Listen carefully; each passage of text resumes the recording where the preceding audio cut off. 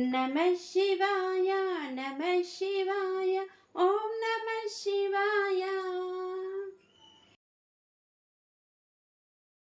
చెప్పినటువంటి మొట్టమొదటి శ్లోకాన్ని విజ్ఞాపన చేసి ఉన్నాను. మనకి అరిషడ్వర్గములని ఉంటాయి. అవి ప్రత్యేకంగా ఏం సాధన చేసి మనం తెచ్చుకోవలసినటువంటి అవసరం ఏం లేదు. అవి తమంత తాముగా మనకి సర్వకాలములయందు అనువర్తించి ఎప్పుడు కావాలంటే అప్పుడు వచ్చి మనని పతనం చేయడానికి సిద్ధంగా ఉంటాయి.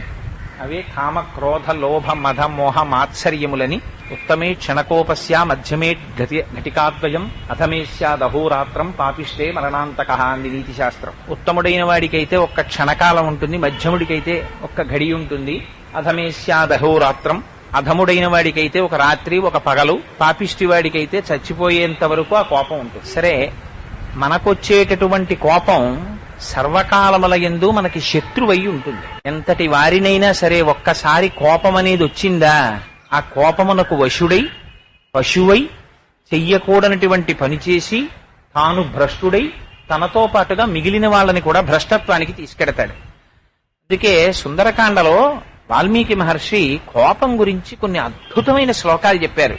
ధన్యాస్తే పురుషశ్రేష్టా ఏ బుద్ధ్యా కోపమద్దితం నిరుంధంతి మహాత్మానో దీప్తమగ్ని వివాంభస క్రుద్ధ పాపం న కుర్యాత్కః క్రుద్ధో హన్యాత్ గురూనపి క్రుద్ధ పరుషయా వాచ నరం సాధూ నధిక్షిపేత్ యస్యముత్పదితం క్రోధం సమయైవ నిరస్యతి యథోరగస్త్వచం జీర్ణాం సవై పురుషముచ్యతే అన్నారు. ఒకసారి ఆ కోపం వచ్చి మనుష్యుణ్ణి వశం చేసుకుందా వాడికి ఒళ్ళు పై తెలియదిహ. ఆ కోపము చేత తన గురువుని సంహరించడానికి కూడా వెనకాడడు. ఎంతటి పాపాన్నైనా మూట కట్టుకుంటాడు. కానీ ఎవరు ధన్యాత్ముడనిపించుకుంటాడంటే తనకి వచ్చినటువంటి కోపాన్ని తాను పరిశీలన చేసి ఎక్కడి నుంచి వచ్చింది ఈ కోపం, ఎందుకు నా మనస్సు ఇంత వికారమునకు లోనైంది, నా మనస్సుని ఇంతగా మార్చగలిగినటువంటి ఈ కోపము యొక్క స్వరూపమేమి అని విచారణ చేసి పాము తన కుబుసమును తాను విడిచిపెట్టినట్టు ఎవరు కోపమును విడిచిపెట్టి తన స్వస్థితి యందు తాను నిలబడతాడో అదిగో అటువంటి వాడు ధన్యాత్ముడు. మనకొచ్చేటటువంటి కోపం సర్వకాలముల యందు భ్రష్టత్వాన్నే కల్పిస్తుంది. కానీ మహాత్ములకి వచ్చేటటువంటి కోపం అటువంటి కోపం కాదు. సౌందర్యలహరిలో శంకర భగవత్పాదులు అంటారు, కాముడంత గొప్పవాడు ఎందుకయ్యాడంటే కోరిక సామాన్యుల్ని పాడు చేస్తుంది. కానీ మహాత్ములకు ఉండేటటువంటి కోరిక లౌకికమైనటువంటి కోరికల యందు ప్రవర్తించకూడదనేటటువంటి కోరిక. ఆ కోరిక ఉత్తమమైన కోరికయై మోక్ష పదమునందు నడిపిస్తుంది. అలా మనకొచ్చే కోపం లాంటి కోపం కాదు. శంకరులకు కలిగినటువంటి ఖేదం మహోత్కృష్టమైనటువంటి ఖేదం. ఆ బ్రాహ్మణుణ్ణి చూసి ఆయన లోపల కలిగినటువంటి పరివేదన ఎంత దూరం వెళ్ళిందంటే గురుగీతలో ఆ గురువు యొక్క స్థితి గురించి ఒక మాట అంటారు. ఏకాకి నిస్పృహ శాంత చింతాసూయా వివర్జిత బాల్య భావేన యోభాతి బ్రహ్మజ్ఞానీ సముచ్యతే అంటారు. ఆయన ఏకాకి, ఆయన ఒక్కడే ఉంటాడు. అంతటా నిండి నిబిడీకృతమైపోయినటువంటి పరబ్రహ్మముతో తాదాత్మ్యమును చెంది రెండిటిని చూడక సర్వకాలములయందు బ్రహ్మమునందు రమించేటటువంటి స్వరూపం ఉన్నటువంటి గురువుకి కోపం వస్తుందా? రాదు. పైగా గురువు యొక్క స్థితి నిత్యశాంతుడు.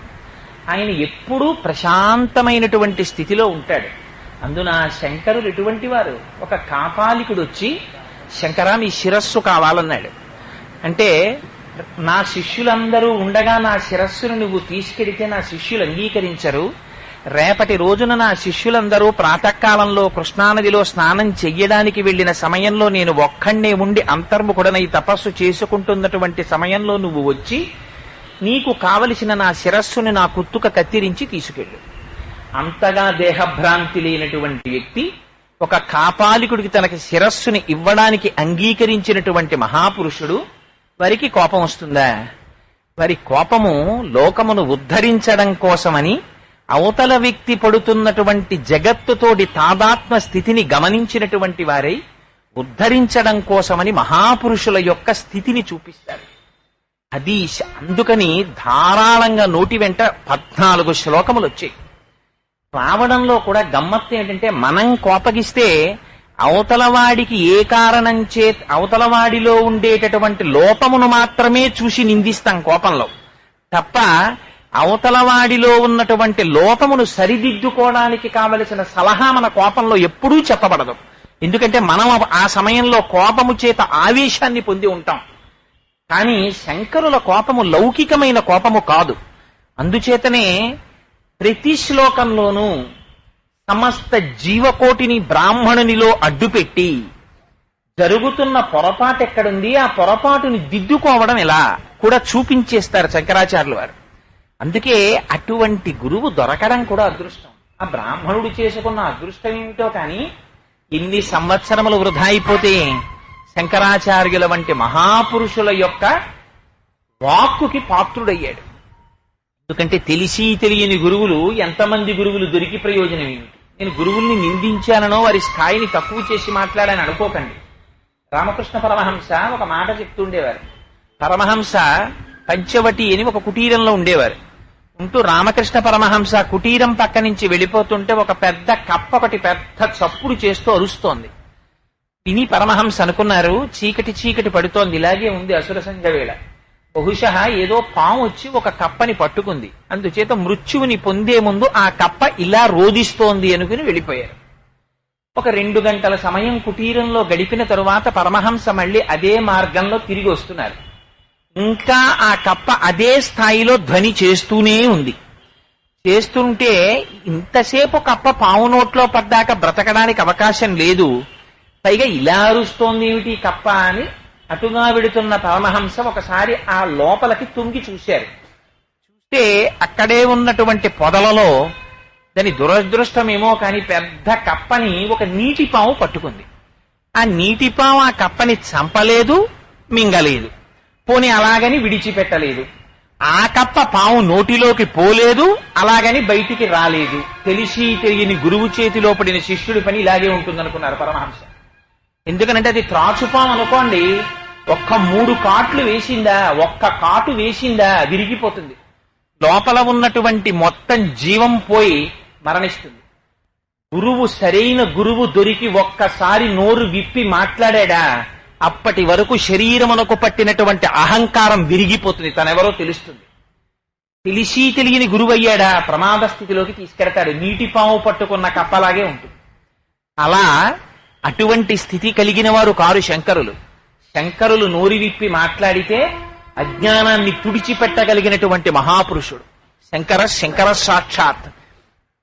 సాక్షాత్తుగా పరమశివుడు శంకరులయ్యొచ్చారు. జ్ఞానగంగాధరుడు చంద్రోద్భాసిత శేఖరే స్మరహరే గంగాధరే శంకరే సర్పైర్భూషిత కంఠకర్ణ వివరే నేత్రోద్ధ వైశ్వానరే దంతిత్వకృత సుందరాంబరధరే త్రైలోక్యసారే హరే మోక్షార్థం కురుచిత్త వృత్తిమమలాం అంతైస్తు కింకర్మభి అంటారు. అటువంటి శంకరావతారం కనుక అటువంటి ప్రజ్ఞతో మాట్లాడగలిగారు. సరే, అందుచేత 2వ శ్లోకంలోకి వచ్చేసరికి శంకరులు అంటారు, ఆ వారికి కలిగినటువంటి ఖేదం ఎంత దూరం వెళ్ళిందంటే, నాకు జ్ఞాపకం ఉన్నంత వరకు ఇంచుమించు ఒక 7 శ్లోకముల వరకు శంకరులు మూఢా మూఢా మూఢా అనే మాట్లాడారు. దగ్గరగా 8వ శ్లోకం దగ్గరికి వచ్చిన తరువాత వారికి ఆ ఖేదం కొంత ఉపశమనాన్ని పొందింది. జగద్గురువుల స్థాయి అంటే అలా ఉంటుంది. వెంటనే వారు ఏ స్థాయిలో మాట్లాడారంటే, భ్రాతః, తమ్ముడా, అన్న, సోదరుడా, ఆలోచించబోయ్, ఏమిటి పరిస్థితి, ఎంత దారుణంగా పాడైపోతున్నావు, కాతే కాంత కస్తే పుత్ర సంసారోయమతీవ విచిత్ర కస్యత్వం తత్పుతయాయాత తత్వం చింతియ తదియ భ్రాతః అంటారు ఆ శ్లోకంలో. అందుకని ఇవాళ 2వ శ్లోకం దగ్గరికి వచ్చేటప్పటికి శంకరులు అంటారు, ఎక్కడుందండి ప్రపంచ సాహిత్యంలో ఎక్కడైనా మూఢా అని పిలిచి మాట్లాడితే దాన్ని సంగీతంలో పెట్టుకుని, సాహిత్యంలో పెట్టుకుని, ప్రవచనాల్లో పెట్టుకుని, ఉపన్యాసాల్లో పెట్టుకుని, పెద్దల చేత 10 మాటలు వల్లెవేయబడి దాన్ని ప్రవచనాలుగా చెప్పుకుని పుస్తకాలుగా రాసుకుని ప్రపంచ సాహిత్యంలో ఎక్కడైనా ఉందా? యూ ఫూల్ అని చెప్పినది ఎక్కడా లేదు. అది శంకరాచార్యుల వారికే చెల్లింది. ఆయన అంటారు 2వ శ్లోకంలో, మూఢజహీహి ధనాగమ తృష్ణాం కురు సద్బుద్ధిం మనసి వితృష్ణాం ఎల్లభసే నిజ కర్మోపాప్తం విత్తంతేన వినోదయ చిత్తం. ఎంత గొప్ప శ్లోకం, చిన్న శ్లోకం. అందులో సమస్య చెప్తారు, సమాధానం చెప్తారు. మూఢ అని మళ్ళీ పిలిచి ఆ బ్రాహ్మణుణ్ణి అంటారు, జహీహి ధనాగమ తృష్ణాం. ఆ స్థితిలో కూడా వారి నోటి వెంట వచ్చినటువంటి మాటలలో మీరు ఒక మాటని తీసి ఈ మాట బదులు ఈ మాట వేస్తే ఇంకా అందంగా ఉంటుంది కదండి అని మీరు చెప్పలేరు. అలాంటి మాటలు పడిపోతాయి.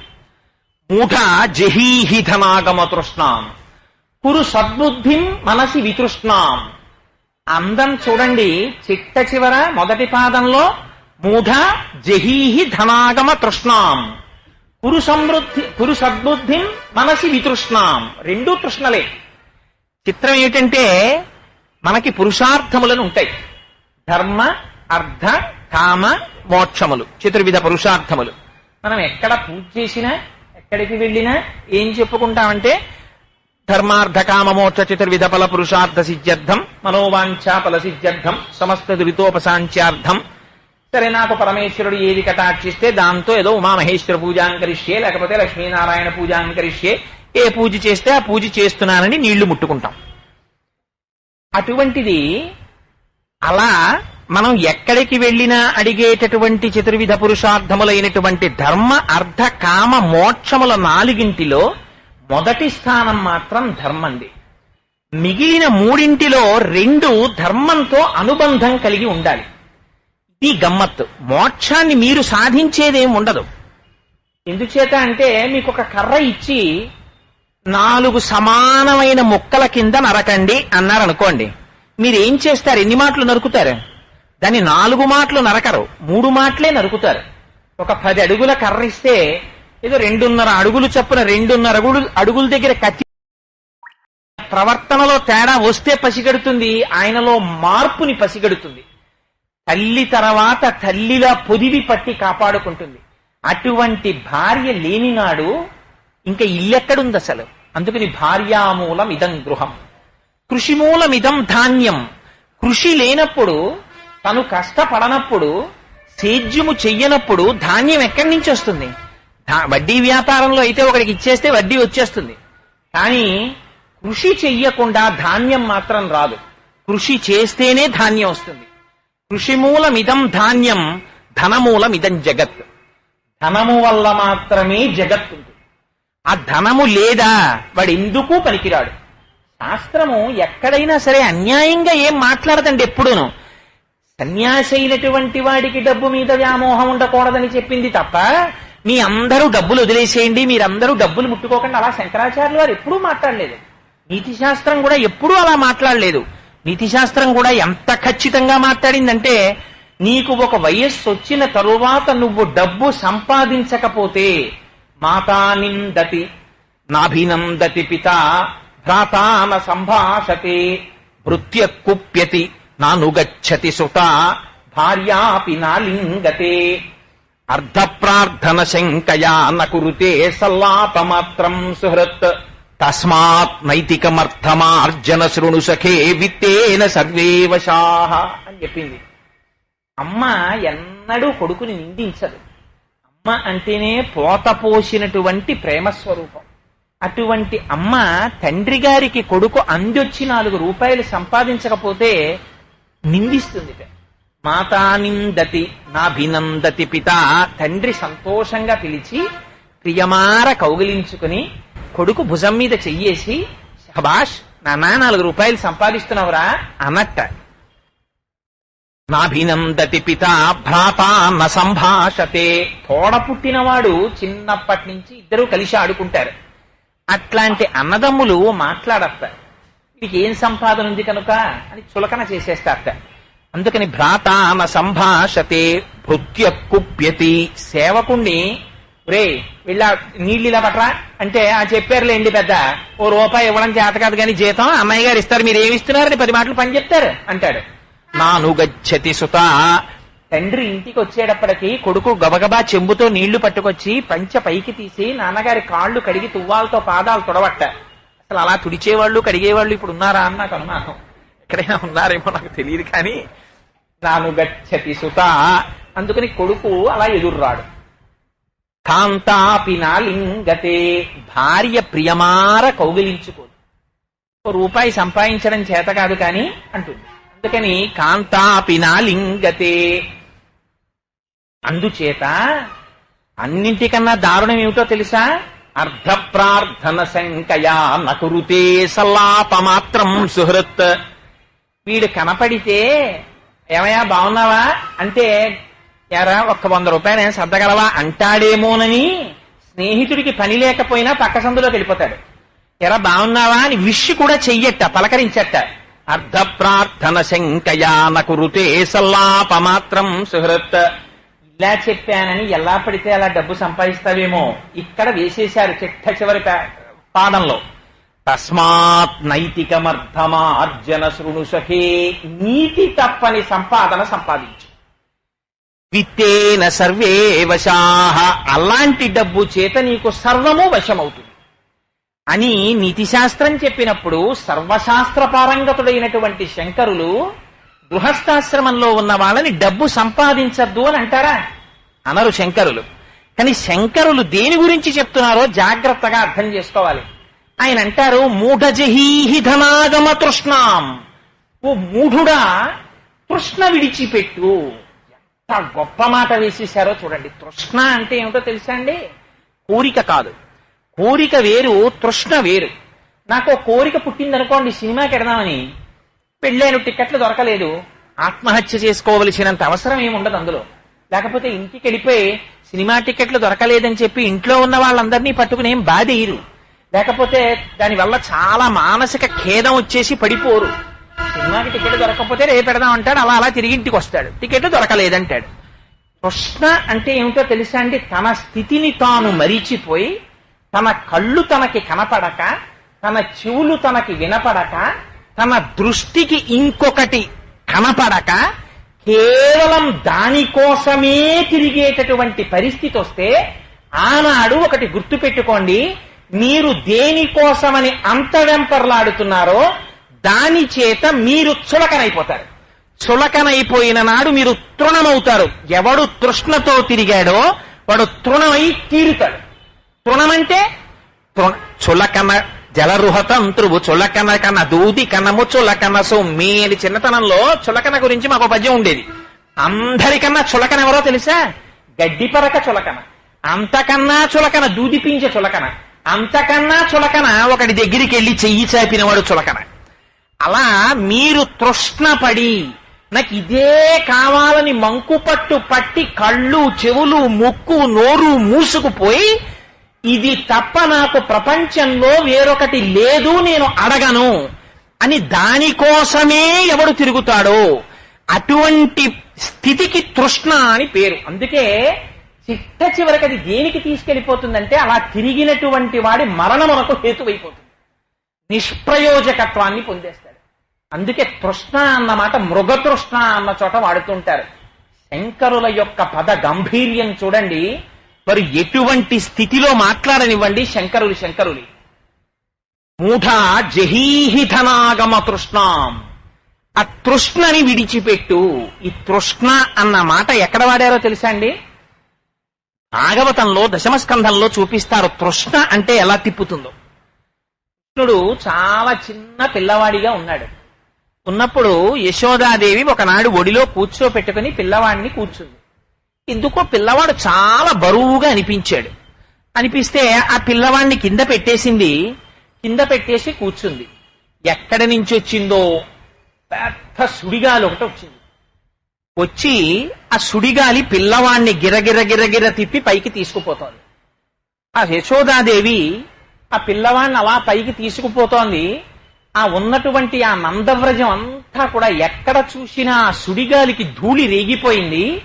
సుడి ఎడుగని హరిసుడివడ సుడిగాలి తెరంగు రక్కసుడు విసిరిడియా సుడిగాలి ధూళి కంగుల సుడివడ గోపకులు బెగడి సుడివడిర దిపా అన్నారు పోతన గారు.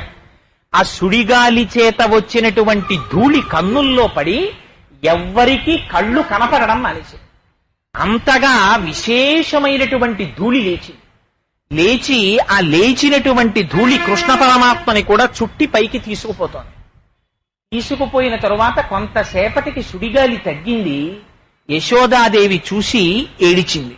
ఇక్కడ పెట్టి తనయుడిక్కడ నాడుచునుండె గాలి తానెక్కడ నుండి వచ్చే శిశువెక్కడి మార్గము పట్టిపోయెనేడెక్కడ చూతునంతు అసితేక్షణ గ్రేపు తెరంగు ఖిన్నయ్యై ప్రొక్కుచువాలు గోవు క్రియ భూస్థలివాలె దురంత చింతయ్యై అంటారు పోతన గారు.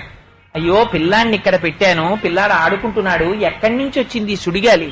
వచ్చిన సుడిగాలి పిల్లవాణ్ణి గిరగిరా తిప్పి పైకి తీసుకుపోయింది. ఎక్కడ వెతుకుతానని ఆ యశోద ఇతర గోపకాంతలు గోపాల బాలురు అందరూ కలిసి పరిగెడుతూ వెతుకుతున్నారు. ఆ వచ్చినటువంటి వాడి పేరు తృణావర్తుడు. తృణము అంటే అన్నింటికన్నా తేలికైనటువంటి ఒక గడ్డి పరక. ఆవర్తుడు అంటే తిప్పగలిగినటువంటి సామర్థ్యమున్నవాడు. ఆ సుడిగాలి రూపంలో వచ్చినటువంటి రాక్షసుడు గడ్డి పరకగా చేసి కృష్ణ పరమాత్మని చుట్టు తిప్పి పైకి తీసుకుపోయాడు. తీసుకుపోతే అక్కడ నుంచి కిందకి విడిచిపెడితే ఆ పిల్లవాడు మరణిస్తాడు అని చెప్పి రాక్షసుడు ఒక్కడు వచ్చాడు ఆ తృణావర్తుడి రూపంలో. కృష్ణ పరమాత్మ భయపడినటువంటి వాడిలా ఆ రాక్షసుని యొక్క కంఠాన్ని గట్టిగా పట్టుకున్నారు చేతులతోటి. పట్టుకుంటే హరికరతల పీడనమున్న పరవశుడై రాల మీద భగ్నాంగకుడై సురవైరి భటుడు కూలెను పురభంజను గోల కూలు పురముంబోలెన్ అంటారు పోతన గారు. ఎక్కడ శివకేశవ భేదాలు? పోతన గారి లాంటి మహాపురుషులకి ఎక్కడా కనపడవు. వెంటనే పరమశివుడితోటే ఉపమానం వేసేస్తారు. సుడియరుగని హరిసుడివడ సుడిగాలి తెరంగు రక్కసరు హరికరతల పీడనమున్న పరవశుడై రాల మీద భగ్నాంగకుడై సురవైరి భటుడు కూలెను పురభంజను గోల కూలు పురముంబోలెన్. పురవైరి ఆనాడు త్రిపురాసురులను దగ్ధము చేయడం కోసమని పరమశివుడు చేతిలో బాణాన్ని పట్టుకుని భూమండలాన్నంతటినీ రథంగా చేసుకుని నిలబడి బాణాన్ని ప్రయోగించిన నాడు త్రిపురములు నేలరాలిపోయినట్టుగా శ్రీ మహావిష్ణువైనటువంటి ఆ కృష్ణ పరమాత్మ యొక్క చేతుల చేత పీడింపబడిన కంఠము కలిగినటువంటి తృణావర్తుడనేటటువంటి రాక్షసుడు ఆకాశం మించి కింద పడి శరీరమంతా భగ్నమై ముక్కలై కింద పడిపోయాడు. వెతుక్కుంటూ వచ్చారు యశోదాదులు. ఆ పిల్లవాడిని చూశారు, ఎంతో సంతోషించారు. వాళ్ళది ఒక ప్రగాఢమైనటువంటి భక్తి. వాళ్ళకి పిల్లవాడు ఎలా బతికాడని ఎప్పటికప్పటికే సంతోషం. కానీ పోతన గారు మాత్రం చాలా అందమైన పద్యం ఒకటి చెప్పారు అక్కడ. ఆయన అన్నారు, గత జన్మంబులనేమి చేసితిమో యాగశ్రేణులేనేమి చేసితిమో ఎవ్వరికేమి పెట్టితిమో ఏ చింతారతిన్ పొద్దుపుచ్చితిమో సత్యంబులనేమి పల్కితిమో ఇప్పుడు చూడగంటిమిచటన్ కృష్ణార్భకు నిర్భయున్ అన్నారు.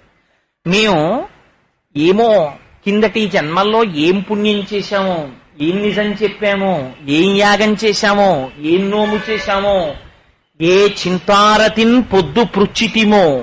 సమయం మన కోసమేం ఆగదు. తెలియనటువంటి వాడికి వెర్రివాడికి బోరు కొడుతుందంతే. బోరు కొట్టడమే ఉంది. బోరు కొట్టడం అంటే ఆత్మహత్యా సదృశమైనటువంటి మాట. ఒకరి కోసం కాలం ఎన్నడూ ఆగదు. కాలం వెళ్ళిపోతూనే ఉంటుంది.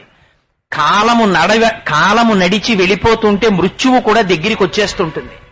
దగ్గరికి వచ్చేసే లోపల దీపం ఉండగా ఇల్లు చక్కపెట్టుకో. పరమేశ్వరుని యందు నీ మనస్సు ప్రవర్తించేటట్టుగా చూసుకోవలసినటువంటి బాధ్యత నీది తప్ప నీకిచ్చిన కాలాన్ని వేరొకరు వచ్చి సద్వినియోగం చేయడం ఉండదు. ఎవరికి వారే సద్వినియోగం చేసుకోవాలి. ఏ చింతారతిన్ పొద్దుపుచ్చితిమో, ఏది ఆలోచిస్తూ మీరు జీవితాన్ని గడిపారన్నది కూడా భగవానుడు ఇక్కడే కూర్చుని అన్ని వేళలా చూస్తూనే ఉంటాడు. ఇప్పుడు చూడగంటిమిచటన్ కృష్ణార్భకున్ నిర్భయున్. అదిగో ఆ పుణ్యం ఏదో మిగిలి ఉంటుంది. ఇప్పుడు చూశాం అర్భకుడైనటువంటి కృష్ణుడు భూమి మీద పడి కూడా మరణించకుండా దక్కాడంటే ఆ పుణ్యం యొక్క విశేషం నాకు రక్షింపజేసింది. అయితే ఇందులో ఉన్నటువంటి ప్రధానమైన విషయం, ఈ తృణావర్తుడనేటటువంటి రాక్షసుడు సుడిగాలి రూపంలో వచ్చి తిప్పడం అంటే ఎవరు అర్ధమునందు విశేషమైనటువంటి తృష్ణని పొంది ఉంటారో, అర్ధమునందు ప్రయోజనము చేత భగవాను దింపేసుకుంటాడో, భగవంతుడితోటి సంబంధాన్ని విడిచిపెట్టుకొని సర్వకాలములయందు అర్ధార్జనమునందు మాత్రమే మనస్సు లగ్నము చేసి ఉంటాడో, రెండూ దరిద్రములే. ఒకడు కావలసినంత ఐశ్వర్యముండి వేల పట్టున అన్నం తినలేనివాడు దరిద్రుడే, తిందామంటే అన్నం లేనివాడు దరిద్రుడే. వాడికి ఉంది, కావలసినంత ఉంది, ఏం ప్రయోజనం? వాడికి వేల పట్టున తిందామంటే ఒక్క క్షణం ఖాళీ ఉండదు, ఎప్పుడూ డబ్బు కోసం తిరుగుడే. తేనెటీగ చూడండి, లేచింది మొదలు తిరుగుతూనే ఉంటుంది. ఎంత కష్టపడి తిరుగుతుందంటే తేనెటీగ జీవితం చూస్తే మనకి చాలా ఆశ్చర్యంగా ఉంటుంది. దిక్కుమాలిన తేనెటీగ ఇంత ఉంటుంది, ఎక్కడికో పోతుంది, ఆ పువ్వుల మీద వాలుతుంది, ఆ లోపల ఉండే మకరందాన్ని చాలా జాగ్రత్తగా పైకి తీస్తుంది. ఎవరు పువ్వులో మకరందం తాగగలిగిన వాడు దాన్ని తీస్తుంది, మైనంతో గదులు కడుతుంది. ఆ గదుల్లోకి తెచ్చి మళ్ళీ పోనా తేనె తనేమైనా తాగుతుందా, సంతోషిస్తుందా? తెచ్చి ఆ మైనపు గదుల్లో తేనె పోస్తుంది, జాగ్రత్తగా దాన్నంతటినీ కూడా మళ్ళీ ఆ మైనంతో మూస్తుంది. తేనె పట్లు ఇలా ఉంటాయి, చుక్క తేనె కిందకి కారిపోకుండా జాగ్రత్తగా పెడుతుంది. ఎవరైనా అటువైపుకి వచ్చారంటే వెంటపడి తరిమి కుట్టి చంపేస్తుంది. అంత పగపడుతుంది, ఇన్ని చేస్తుంది. ఇంత కూడపెట్టిన తరువాత తేనె బాగా పెట్టిందిరా పట్టులోని చూసిన వాడోడు ఉంటాడు. వాడేం చేస్తాడు, 4 బాగా పచ్చివిచ్చి కర్రలు 4 తెచ్చి ఆ కింద కిరసనాయలు పోసి వెలిగించి వాడు వెళ్ళిపోతాడు. ఈ అగ్నిహోత్రపు వేడికి తేనెటీగలన్నీ పోతాయి. వాడొచ్చి ఆ పట్టు దింపుకుని పిండుకుని అందులో ఉన్న తేనె సీసాలో పోసుకుని వాడు తాగుతాడు. తల్లి గర్భము నుండి ధనము తాడెవ్వడు వెళ్ళిపోయడినాడు వెంటరాదు. లక్షాధికారైన లవణమన్నమె కాని మెరుగు బంగారంబు మింగబోడు. విత్తమార్జన చేసి విర్రవీగుటె కాని కూడపెట్టిన సొమ్ము కుడువలేడు. పొందుగా మరుగైన భూమి లోపల పెట్టి దాన ధర్మము లేక దాచి దాచి తుదకు దొంగల కిత్తురో దొరలకవును. తేనె జుంటీగలీయవా తెరువరులకు భూషణ వికాస శ్రీధర్మ పురనివాస దుష్ట సంహార నరసింహ దురిత దూరా అని ఏడ్చాడు నృసింహ శతకకర్త. స్వామి, ఇంత కష్టపడి సంపాదిస్తున్నాం, ఆఖరికి ఆ కోర్కెలు తృణాన్ని తిప్పినట్టు తిప్పేస్తున్నాయి. గిర్ర గిర్ర గిర్ర గిర్ర తిప్పితే కోరిక ప్రయత్నం, కోరిక ప్రయత్నం. ఇవాళ బ్లాక్ అండ్ వైట్ టీవీ తెస్తాడు, రేపు కలర్ టీవీ కోసం. ప్రపంచంలో ఆశ్చర్యమైంది ఏమిటో తెలుసా అండి? ఎంత ఐశ్వర్యం ఉండనివ్వండి, నాకింత ఐశ్వర్యం ఉందని కావలసినటువంటి పరిమితి కన్నా 1 గజం ఎక్కువ బట్ట పెట్టి వస్త్రాన్ని కుట్టించుకోడు. నాకు పట్టుబట్ట చాలా ఎక్కువగా ఉందండి అని చెప్పి ఇంత పెద్ద డబ్బాలా ఇచ్చి కుట్టించుకుంటానా? కొలతలు తీసుకుని అబ్బాయి మిగిలిపోతే ఆ గుడ్డ ఇచ్చేవయ్యా అంటాను, పట్టుకుపోతాను. డబ్బులు ఎక్కువ ఉన్నాయి జేబులో అని పెద్ద సైజు చెప్పులు కొనుక్కుంటానా? కొనుక్కోను. ఎంత మధుర పదార్థం నాకు ఇష్టమైంది నా భార్య చేసిన కడుపు నిండిపోయిన తర్వాత తినగలనా? తినలేను. కానీ డబ్బు దగ్గరకు వచ్చేటప్పటికి మాత్రం ఎంత తాపత్రయం, ఎంత తృష్ణో. సమస్త పిపీలికాది పర్యంతంలో ఏ ప్రాణి అయినా నాకు చూపించండి, తను తినడానికి మాత్రమే ప్రకృతిని వాడుతుంది. తన బిడ్డలు తమంత తాము సంపాదించుకుని తినడం నేర్చుకునేంత వరకు మాత్రమే కావలసినటువంటి శిక్షణనిస్తుంది. ఒకసారి తను తినడము నేర్చుకున్న తరువాత ఆ ప్రాణిని తల్లిదండ్రులు పోషించవు. నా మనవల కోసమని చెప్పి పక్షి తెచ్చి ఎప్పుడూ దాచదు. దిక్కుమాలిన అలవాటు ఉన్నది ఎవరికైనా ఉంటే ప్రపంచంలో అలవాటు తేనెటీగకి, ఎలకకి, మళ్ళీ అదిగో మనకే ఉంటాయి ఈ అలవాట్లు. ఎలకొకటి, దానికి అక్కర్లేంది లేదు ప్రపంచంలో. ఆఖరికి పాలతో అభిషేకం చేసిన నాగేంద్రుడు దానికి ఎందుకు పనికొస్తాడో తెలియదు, ఎత్తుకుపోయి కలుగులో పెట్టుకుంటుంది. మళ్ళీ అలా తెచ్చేది తేనెటీగ ఒకటి తీసుకొస్తుంది, పట్టు పురుగు ఒకటి తీసుకొస్తుంది. ఇవన్నీ భయంకరమైన మరణాలే. అందుకే మీరు చూడండి, దాచిన ప్రతి ప్రాణి దారుణమైన మరణంలో పోతాయి. రామకృష్ణ పరమహంస పట్టుపురుగు జీవితం గురించి చెప్తుంటారు. తన నోటి నుంచి వచ్చినటువంటి పట్టుని దారంగా మారుస్తూ ఉంటుంది. మార్చి తన ఒంటి చుట్టూ కట్టుకుంటుంది. కట్టుకుని ఆ పట్టుకాయలో పడుకుంటుంది. దాని ఒంట్లోంచి పట్టు ఆకు, పట్టు దారం వచ్చేంత వరకు మల్బరీ ఆకులు పెట్టి పెట్టి పెట్టి పెట్టి పోషిస్తాడు. ఒకడు చూస్తుంటాడు. యవత్విత్తోపర్జన సక్త స్తవన్నిజ పరివారో రక్త. వాడు మల్బరీ ఆకులు, ఉప్పాలు, జీడిపప్పులు, ఇడ్లీలు, 3 పచ్చళ్ళు పెడతాడు. ఒకనాడు అది మల్బరీ ఆకులు తినడం మానేస్తుంది. ప్రశాంతంగా పడుకుంటుంది. సంపాదించగలిగిన నాళ్లు సంపాదించింది, ఇవ్వగలిగినంత పట్టుదారం ఇచ్చేసింది. తన ఒంటికి చుట్టుకుని పడుకుంటుంది. 3 అంతస్తుల మేడ కట్టుకుని ఏసీ రూమ్ లో పడుకున్న వాళ్లే. వీడెప్పుడు పోతే with drawal power, cheque book చేతిలోకి వస్తాయా చూసేవాడు వేరొకడు ఉంటాడు. ఇంటి దొంగలవు తనయులనొల్లా కల్లరి బొమ్మయవు కాయంబులొల్లా అద్దె కొంపల బోలు ఆ లోకమొల్లా ఎందుకీ భోగంబులెందుకీ మురుపు ముందు చావుండంగా బురియంగనగునే అంటారు మానస పూజలో. వెంట వచ్చేస్తాయా ఇవన్నీ? కింవానేన ధనేన వాజికరిభి ప్రాప్తేన రాజ్యేన కింవా మిత్ర పశుభిర్దేహేన గేహేన కిం జ్ఞాతైత క్షణభంగురం సపతిరోత్యాద్యం మనోదూరత స్వాత్మార్థం గురువాక్యతో భజ భజ శ్రీ పార్వతీ వల్లభం అంటారు శంకర భగవత్పాదులు. వెనక వచ్చేటటువంటిది ఏదీ రాదు. ఎలా వచ్చాడో అలా వెళ్ళిపోయి అన్నవికారంగా పెరిగిపోయినటువంటి శరీరాన్ని తీసుకెళ్లి కట్టెల్లో కొడుకు కూడా కాల్చేసి ఇంకా ఒంటి కంటి పెట్టుకుపోయిన వ్యానవాయువుని విడదీసి మా నాన్న వదలడు, శిథిలమైపోయిన ఇంటి మీద ఇంకా ఆస్తి హక్కు పెట్టుకున్నట్టు దీన్ని వెంటబడి తిరుగుతున్నాడు అని విడిపించేసి అంత్యేష్టి సంస్కారం చేసి కొడుకు కూడా వెళ్ళిపోతాడు. వెళ్ళిపోతే ఆనాడు దిక్కు లేక ఆకాశంలో నిలబడి ఏమిటి తన వెంట వచ్చేది, జోలె తగిలించుకుని తను చేసిన పుణ్యం ఏదైనా ఉంటే అదొక్కటే పట్టుకు తిరుగుతాడు. ₹1,00,000 ఇస్తే ₹6 గోదానం చేస్తాడు తప్ప నిజంగా పిఠాపురం సంతరించి ఆవును తెస్తాడు వాడు. కొడుకు గోదానం కూడా చేయడు. నీ పుణ్యం ఏమైనా ఉంటే నువ్వు చేసుకోరా, ఇది శంకరాచార్యుల వారి బాధ. ఎంతకని తిరుగుతావురా డబ్బు కోసం, ఎంత డబ్బు సంపాదించేస్తే నాకు తృప్తి చెప్పు. ఇంత డబ్బు సంపాదించేసిన తరువాత నాకు తృప్తి ఉండదే. మొట్టమొదట సైట్ కొనుక్కుంటే చాలు. సైట్ కొనుక్కున్న తర్వాత అది మంచి సెంటర్లో ఉండాలి. సెంటర్లో ఉన్న తర్వాత అందులో చాలా మంచి సౌకర్యాలతో ఇల్లు కట్టుకోవాలి. ఇల్లు కట్టుకున్న తర్వాత ఫస్ట్ ఫ్లోర్ వేయాలి. ఫస్ట్ ఫ్లోర్ లోకి అద్దెకున్న వాళ్ళు మంచి వాళ్ళు రావాలి. ఊళ్ళో అందరికన్నా 2,000 అద్దెక్కి ఇవ్వాలి. మళ్ళీ అది బ్యాంకులో వేసుకోవాలి. దానికి ఎన్నో లెక్కలు చూసుకోవాలి. బ్యాంకు వడ్డీ ఎంత వస్తుంది, మనం ఇచ్చే అద్దె ఎంత వస్తుంది, ఇన్ని చూసుకోవాలి. దీనికి అంతెక్కడ, ఎంత ఇంత అన్నము తింటే వీడికి తృప్తి ఉంది శాస్త్రంలో. ఇంత బట్ట ఉంటే వీడికి చొక్కా కుట్టుకోవడానికి సరిపోతుంది ఉంది ప్రమాణం. ఇదిగో వీడికి ఇంత చదువుకుంటే చాలు, ఈ ఉద్యోగం ఇస్తాం సరిపోతుంది. ఏదో చెప్తారు, a graduate in any discipline is fit to hold this post, advertisement ఇస్తారు సరిపోతుంది. కానీ ఇదిగో ఇంత ఉంటే వీడికి తృప్తి చూపించండి, అక్కడ మాత్రం తృప్తి లేదు. తిరుగుతూనే ఉంటాడు. ఆ తృష్ణకి నువ్వు కాని వశుడవయ్యావా, అర్థ సముపార్జనమే నీ జీవితమునందు ప్రవృత్తిగా పెట్టుకున్నావా, దానివల్ల ఏమైపోతుందో తెలుసా? శంకరులు జగద్గురువులు కనుక తమ బిడ్డల్ని చూసుకున్నట్టుగా సమస్త జగత్తుని చూసి అయ్యో వీళ్ళు పాడైపోతున్నారా, పురుషార్థమైనటువంటి అర్థాన్ని పట్టుకుని సమాజ శ్రేయస్సుకి తన హితమునకు కావలసినంత సంపాదించవలసిన వాడు ఉన్న సమయాన్నంతటినీ తీసుకెళ్లి అర్థార్జన కోసం అని చెప్పి వశుడై తిరుగుతున్నాడు. చివరికి గడ్డిపోచ ఎంత చులకనో అంత చులకనైపోతున్నాడు. గిర్ర తిప్పేస్తోంది సుడిగాలి వీణ్ణి.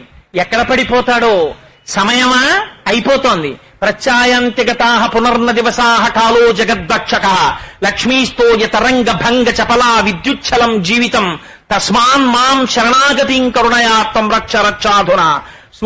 సూర్యాస్తమయాల స్వరూపంలో పరమేశ్వరుడు ఆయుర్దాయాన్ని గ్రసించేస్తున్నాడు. కప్ప ఈగని చూస్తోంది, కప్పని పావు చూస్తోంది.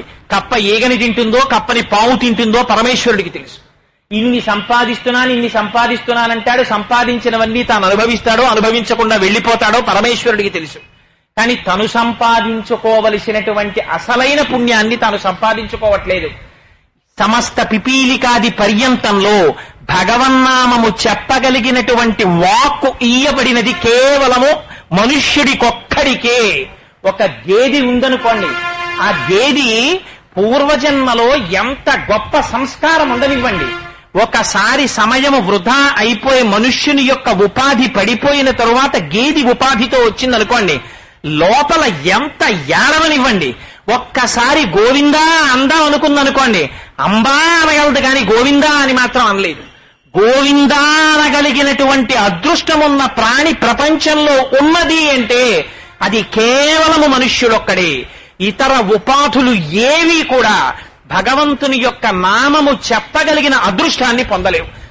ఏడ్చారండి కవులు, ఏడ్చారు. అయ్యో స్వామి అయిపోతోంది సమయం, బతికియున్నన్నాళ్ళు నీ భజన తప్పను కాని మరణకాలమునందుమరతునేమో, ఆ వేళ యమదూతల అగ్రహంబున వచ్చి ప్రాణముల్ పెకలించి పట్టునప్పుడు, కపవాత పైత్యముల్ కప్పగా శ్రమచేత కంపముద్భవమంది కష్టపడుచు, నారాయణాయంచు నా జింహతో నిన్ను పిలుతునో శ్రమచేత పిలువలేను, నాటికిపుడే నీ నామస్మరణ చేతు చెవినిడవయ్య భూషణ వికాస శ్రీధర్మ పురనివాస దుష్ట సంహార నరసింహ దురిత దూర అంత్యకాలమునందు ఆయాసమున నిన్ను పిలుతునో శ్రమచేత పిలువలేను అని ఒకటికి 10 మాటలు గోవింద గోవింద గోవింద సర్వేశ పన్నగాధిపశాయి పద్మనాభ మధువైరి మధువైరి మధువైరి లోకేశ నీలమేఘశ్యామ నివెతండ్రి విమాకు కమలవాసిని మమ్ము కన్న తల్లి నీ భక్తవరులంత నిజమైన బంధువుల్ నీ కృపయే మాకు అఖిల ధనము నీ మంత్ర జపమే నిష్కలంకపు విద్య అని నీ పాద తులసిదళము రోగముల కౌషధము బ్రహ్మరుద్ర వినుత భూషణ వికాస శ్రీధర్మ పురనివాస దుష్ట సంహార నరసింహ దురిత దూర. నాకెందుకు స్వామి, నాకు ఇవన్నీ అక్కర్లేదు. మాతాచ పార్వతీదేవి పితాదేవో మహేశ్వర బాంధవ శివభక్తాశ్చ స్వదేశో భువనత్రయం.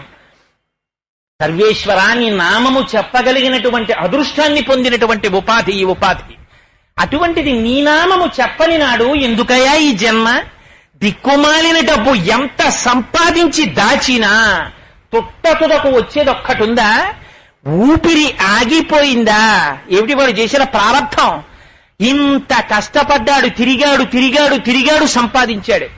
ఊపిరి ఆగిపోయింది. కొడుకు అమెరికాలో ఉన్నాడు, తీసుకొచ్చి పెట్లో పెట్టారు. మళ్ళీ కొడుకు వచ్చే లోపల 3 రోజులు ఆ శరీరం ఇంట్లో ఉంటే భయంగా ఉంటుందని ఎక్కడో దూరంగా తీసుకెళ్లి పెట్టేస్తాం. పెట్టేసి అమెరికా నుంచి కొడుకు విమానం దిగాడని తెలిస్తే తీసుకొచ్చి ఐసు పెట్టి అక్కడ పెట్టి ఒక్కసారి మూత తీసి గబగబా సంస్కారం చేసి ఆ కొడుకు సంస్కారం చేసే ముందు ఇలా ముట్టుకుంటే చల్లగా శరీరం తగిలితే జుగుప్సని పొంది వేళ్లకి తండ్రి కష్టపడి సంపాదించి పెట్టుకున్న ఉంగరాల దగ్గర నుంచి తీసేసి మెడలో వేసుకున్నటువంటి రుద్రాక్ష మాల కూడా తీసేసి కేవల శరీరంలో బీరువాలో ఎన్ని జతల బట్టలు ఉండనివ్వండి, ఒక్క 6 గజాల తెల్ల కద్దరు వస్త్రం ఒకటి తెచ్చి ఆ శరీరానికి వేసి నారతో గడ్డిలో పడుకోపెట్టి కొత్త కర్రల మీద పెట్టి కట్టి 4 తీసి మోసుకెళ్లి కట్టెల్లో పారేసి దగ్ధం చేస్తున్నారే. ఏది వస్తోందిరా నీ వెనకాతల? ఏది పట్టుకెళ్ళిపోతున్నావు? నువ్వు కష్టపడి సంపాదించి తెచ్చి దాచుకున్నది నీ వెంట ఒక్కటి వస్తోందా? ఒక్కటి రాదు. నీ వెంట వచ్చేది ఏదైనా ఉంటే నీ లోపల జీవుడు దీపం వెలుగుతుండగా నువ్వు కూర్చుని ఆర్తితో ఒక్కనాడు సదాశివ శంకర పరమేశ్వర ఏకశబ్ద సంయజ్ఞాత సృష్ట ప్రయుక్త స్వర్గే లోకే కామదుగ్భవతి. ఒక్క నామం, అది ఏ నామం మీ ఇష్టం, ఏ నామం పిలవండి. ఏ నామము చేత పిలిచినా పలకబడేటటువంటి వాడు, పలికేటటువంటి వాడు మాత్రం సర్వేశ్వరుడు ఒక్కడే. తస్మై నమ పరేశాయ బ్రహ్మణే నంతశక్తయే అరూపజోరు రూపాయ నమ ఆశ్చర్యకర్మణే నమ శాంతాయ ఘోరాయ మూఢాయ గుణధర్మిణే నిర్విశేషాయ సామ్యాయ నమో జ్ఞానఘనాయ చ క్షేత్రజ్ఞాయ నమస్తుభ్యం మహాధ్యక్ష సాక్షిణే పురుషాయ ఆత్మమూలాయ మూల ప్రకృతయే నమః. సోహం విశ్వసృజం విశ్వమవిశ్వం విశ్వవేదసం విశ్వాత్మానం పరం బ్రహ్మ ప్రణతోస్మి పరమం పదం. యోగరంధిత కర్మాణో హృదియోగ విభావతే యోగినోయం ప్రపశ్యంతి యోగేశం తం నతోస్మృహం. నమో నమస్తే కిల కారణాయ నిష్కారణాయ అద్భుత కారణాయ సర్వాగమన్నాయ మహార్ణవాయ నమోపవర్గాయ పరాయణాయ. పేరు పెట్టకుండా ఏనుగు పిలిస్తే ఇన్ని కోట్ల పరివారం తన చుట్టూ ఉన్నవాళ్లు ఒక్కడొచ్చి రక్షించకపోతే మకరితోట పోరు మతంగ విభుని ఒక్కరిని డించిపోవ కాళ్లు రాక కోరిచూచుచుండే కుంజరీయూధంబు మగలు తగులు కారె మగువలకును. ఏ ఏనుగొచ్చి రక్షించింది ఆ రోజున ఆ ఏనుగుని? ఒక్క సర్వేశ్వరుడు వచ్చాడు. ఇన్నాళ్లు పిలవకపోయినా చిట్ట చివరలా ఒక్కింతయు లేదు. ధైర్యము విలోలంబయ్యే ప్రాణంబులా ఠావుల్ తప్పెను మూర్ఛ వచ్చే తనువుందస్యన్ శ్రమం బయ్యడిన్ నీవే తప్ప ఇతప్పరం బెరుగా మన్నింపందగున్ దీనునిన్ రావే ఈశ్వర కావవే వరద సంరక్షింపు భద్రాత్మక అన్నంత మాత్రం చేత ఏరా నీకు ఒంట్లో ఓపికొన్న నాళ్లు నేను జ్ఞాపకం రాలేదా? మహానుభావుడు ఎక్కడో అల వైకుంఠపురంబులో నగరిలో అమూల సౌధంబుదాపల మందారవనాంతరామృత సభ ప్రాతేందు కాంతోపలోత్పల పర్యంకరమా వినోదియగు ఆపర్ణ ప్రసన్నుండు విత్పల నాగేంద్రము పాహి పాహియన కుయ్యాళించి సౌరంభియై పరిగెత్తు రాలా. ఆ నామమునకున్నటువంటి శక్తి అటువంటిది. సుందరకాండకి శక్తి ఎక్కడి నుంచి వచ్చింది? రామ కథ రామనామము 1కి 10 మాటలు చెప్పబడ్డాయి కాబట్టి వచ్చింది. ఇది పరివేదన శంకరాచార్యుల వారిది. అరే రే మనుష్య జన్మ పొందావురా, 84 లక్షల జీవరాశులలో ఇన్ని కోట్ల జన్మలెత్తి ఎన్నో మాటలు పైకి కిందకి పడిపోయి చీమై, దోమై, ఈగై, బొద్దింకై, కుక్కై, పందై, నల్లై, పిల్లై తిరిగి తుట్టతుదకు పరమేశ్వరుని యొక్క నిర్హేతుక కృపా కటాక్ష వీక్షణముల చేత ఈనాడు మనుష్య జన్మ పొందావు. నీకు తప్ప వేరొకరికి అధికారం లేదురా భగవత్తుని యొక్క నామం చెప్పగలిగినది. ఒక్క నామం, ఓ రామ, ఓ శివ, ఓ గోవింద, ఒక్క నామం అనరా పరిగెత్తుకొస్తాడు రా సర్వేశ్వరుడు. అది మానేసి డుక్కురుంకరని పట్టుకుంటావా? దేని కొరకురా? ఇంకా డబ్బు సంపాదిద్దామనే. ఏం సంపాదించి తీసుకెళ్లి ఏం చేస్తావు? ఇంత సంపాదించిన కొద్దీ జరిగేది ఏమిటో తెలుసా? దగ్గర తృష్ణ అన్నారు. అందుకని భాగవతంలో కళ్ళు మూసుకుపోయాయన్నారు. సుడిగాలి ధూళి కన్నుల సుడివడ గోపకులు బెగ సుడివడి రజిపా అన్నారు. ఆ కళ్ళు మూసుకుపోతాయి. పెద్దలైనటువంటి వారి ఇంటికి వస్తారు, వాడి అదృష్టవశాత్తు. వాడి ఇంటికొచ్చి కూర్చుంటే, అటువంటి మహానుభావుడు ఇంటికొస్తే వాడు అదృష్టవశాత్తు కబీర్ దాస్ గారి జీవితంలో నిజంగా జరిగిందండి. ఒక జమీందారింటికి కబీర్ దాస్ గారు రోజు వెళ్లి అడిగేవారు, ఒరే నాయన జీవితం అంతా పాడి చేసేసుకుంటున్నావురా, ఒక్కసారి నీకు మంచి మాటలు చెప్తాను వినరా అనేవారు. నీకేం పనా పాడా? మంచి మాటలని చెప్తుంటావు, నాకేం ఒక వ్యాపారమా 2 వ్యాపారమా? ఈ ఫోన్ తీసి ఇలా పట్టుకోవాలి, ఈ సెల్ ఫోన్ తీసి ఇలా పెట్టుకోవాలి, స్కూటర్ మీద వెళ్ళిపోతూ కూడా సెల్ ఇలా పట్టుకోవాలి. నేను సమాజానికి ఎంత ప్రమాదకారినో తెలుసా? స్కూటర్ మీద వెళ్ళిపోతూ సెల్ ఫోన్ పట్టుకున్నవాడు సాక్షాత్ యమధర్మరాజు గారి చేతిలో పాశం లాంటి వాడు. వాడు ఎవడి మీద పడతాడో తెలియదు. అందుకని వాడు సాకారంగా మనుష్య రూపాన్ని పొందినటువంటి యమధర్మరాజు చేతి పాశము. నీకటువంటి దుష్ట స్వరూపం కలగకూడదనుకుంటే స్కూటర్ మీద సెల్ ఫోన్ అట్టుకుని ఇప్పుడు వెళ్ళకు. అంత దౌర్భాగ్యం మండిపోతుంటే నువ్వు అంత ఇంపార్టెంట్ పర్సన్ అయిపోతే ప్రపంచంలో ఆగి మాట్లాడుకుని మళ్ళీ వెళ్ళు. అందుకని అదిగో అంత నీకు ఖాళీ లేనంతగా వ్యాపారాల్లో నిండి నిమగ్నం అయిపోతే, నీకు ఖాళీ లేకపోతే చిట్ట చివరికి ఏమవుతుంది? పాడైపోయేవాడేవాడు. నువ్వు ఏది సంపాదిస్తున్నావో ఆ సంపాదనని పంచుకునేవాళ్ళు వెనకాతలుంటారు. వీళ్ళందరూ చిట్ట చివర వాటాలు వేసుకుని ఇవన్నీ తీసేసుకుంటారు. కానీ ఈ చేతులతో చేశావు, ఈ చేతులతో చేసినటువంటి దాని ఫలితాన్ని మాత్రం నువ్వే అనుభవించాలి, ఇంకొకడు అనుభవించాడు. ఆనాడు దండన ఎవరికి పడుతుందో తెలుసా? నీకు పడుతుంది. రామకృష్ణ పరమహంస చెప్తారు, అద్భుతమైనటువంటి ఉపమానం చెప్తారు. ₹1 జేబులో పడిందా వాడికి కళ్ళు కనపడవు. ఒకానొక నాడు ఒక కప్పకి ₹1 కాసు దొరికింది. ఎందుకు దిక్కుమాలిన కప్పకి ₹1 కాసు? ఎందుకైనా పనికొస్తుందని కప్ప ₹1 కాసు ఎట్టుకెళ్లి కన్నంలో పెట్టింది. కప్పకి ₹1 కాసు కన్నంలో పెట్టుకునేటప్పటికి ఎంత అహంకారం వచ్చిందంటేట, రాజుగారి భద్రగజం వచ్చేస్తుంటే ఎప్పుడూ లేనిది కప్ప కన్నంలోంచి పైకొచ్చి కాలెత్తిందిట. ఏనుగా ఇటు వస్తున్నావు, ఒక్క తను తంతానందిట. ఎందుకు అందాం? కన్నంలో ₹1 కాసుంది. ఇది దాని అహంకారం. పరమహంస అంటారు, జేబులో ₹1 పడిందా వీడి స్వరూపం మారిపోతుంది. ఈ మాట మహాత్ములందరూ చెప్పారు. భాగవతంలో అష్టమ స్కంధంలో ఆ బలిచక్రవర్తి ఉపాఖ్యానం చెప్తూ మహానుభావుడు ప్రహ్లాదుడు పరిగెత్తుకొస్తాడు. ఆ వరుణ పాశాలతో కట్టేస్తారు బలిచక్రవర్తిని. కట్టేసి నిలబడిపోతే ఆనాడు ప్రహ్లాదుడు నడిచి వచ్చి ఒక మాట చెప్తాడు.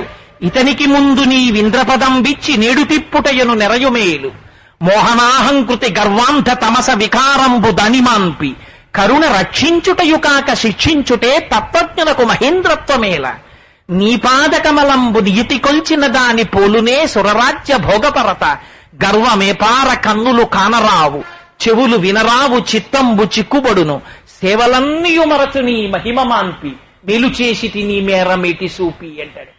స్వామి, వీడికి ఇంద్రపదవి వచ్చింది, అహంకారం వచ్చింది, కళ్ళు కనపడ్డం మానేశాయి, చెవులు వినపడ్డం మానేశాయి. నీ పాదకమలంబు నియతి కొల్చిన తాని పోలునే సురరాజ్య భోగపరత.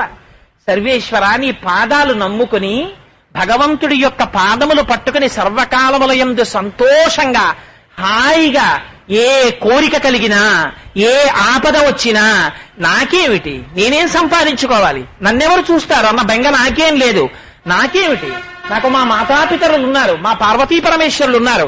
సర్వకాలములయందు చంటి బిడ్డండి తల్లి చూసుకున్నట్టు నన్ను మా అమ్మ చూసుకుంటుంది. సౌందర్యలహరిలో శంకరాచార్యులు వారు అంటారు, నఖైర్నాకస్త్రీణాం కరకమల సంకోచిసిభిః తరుణాం దివ్యానాం హసతి యువతే చండి చరణౌ ఫలాని స్వస్యేభ్యః కిసలయ కరాగ్రే దదత దరిద్రేభ్యో భద్రాం శ్రియమనిశమాత్మాయ దదతౌ. అమ్మ పాదములు తలుచుకున్న వాడికి సర్వకాలముల యందు రక్షణే. ఎక్కడున్నా అమ్మ తన చూపులతో రక్షించేస్తుంది. దృశాద్రఘీయస్యాదరదలిత నీలోత్తల రుచ దవీయాంసం దీనం స్నపయ కృపయా మాం అభిరుచే అనేనాయం ధన్యో భవతి నచతే హానిరియత వనేవా హర్ణ్యేవా సమకర నిపాతో హిమకర అని అమ్మా నీ చల్లటి దృష్టి పడితే చాలమ్మా అంటారు శంకరాచార్యుల వారు. అందుకని రక్షణ అంటూ లభించేది ఎక్కడి నుంచి రక్షిస్తుంది? రక్షణము లేక సాధుడు రక్షితుడగు సమత చేసి రాయుడులందున్ రక్షణలు వేయి కలిగిన శిక్షితుడగు కలుడు పాప చిట్టుండగుట అంటారు పోతన గారు.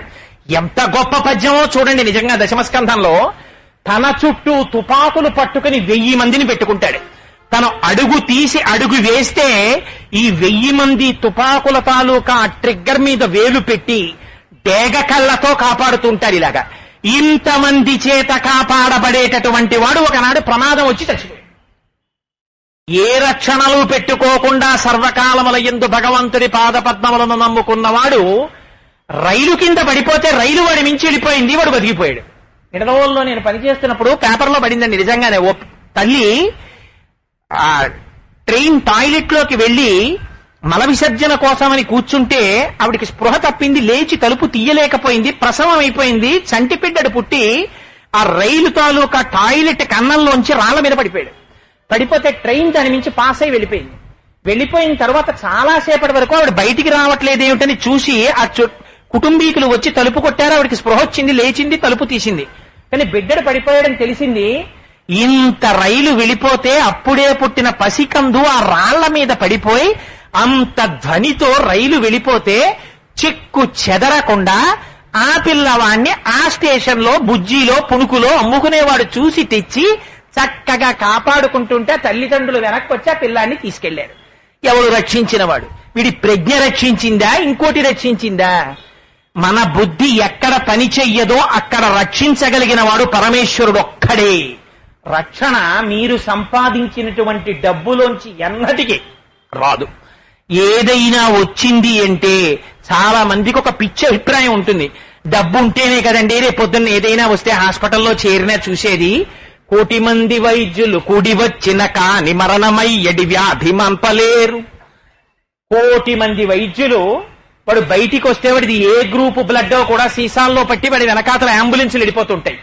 దేశంలో ఉన్న ప్రఖ్యాతమైన వైద్యులందరూ వాడికి ప్యానల్ డాక్టర్స్ గా ఉంటారు.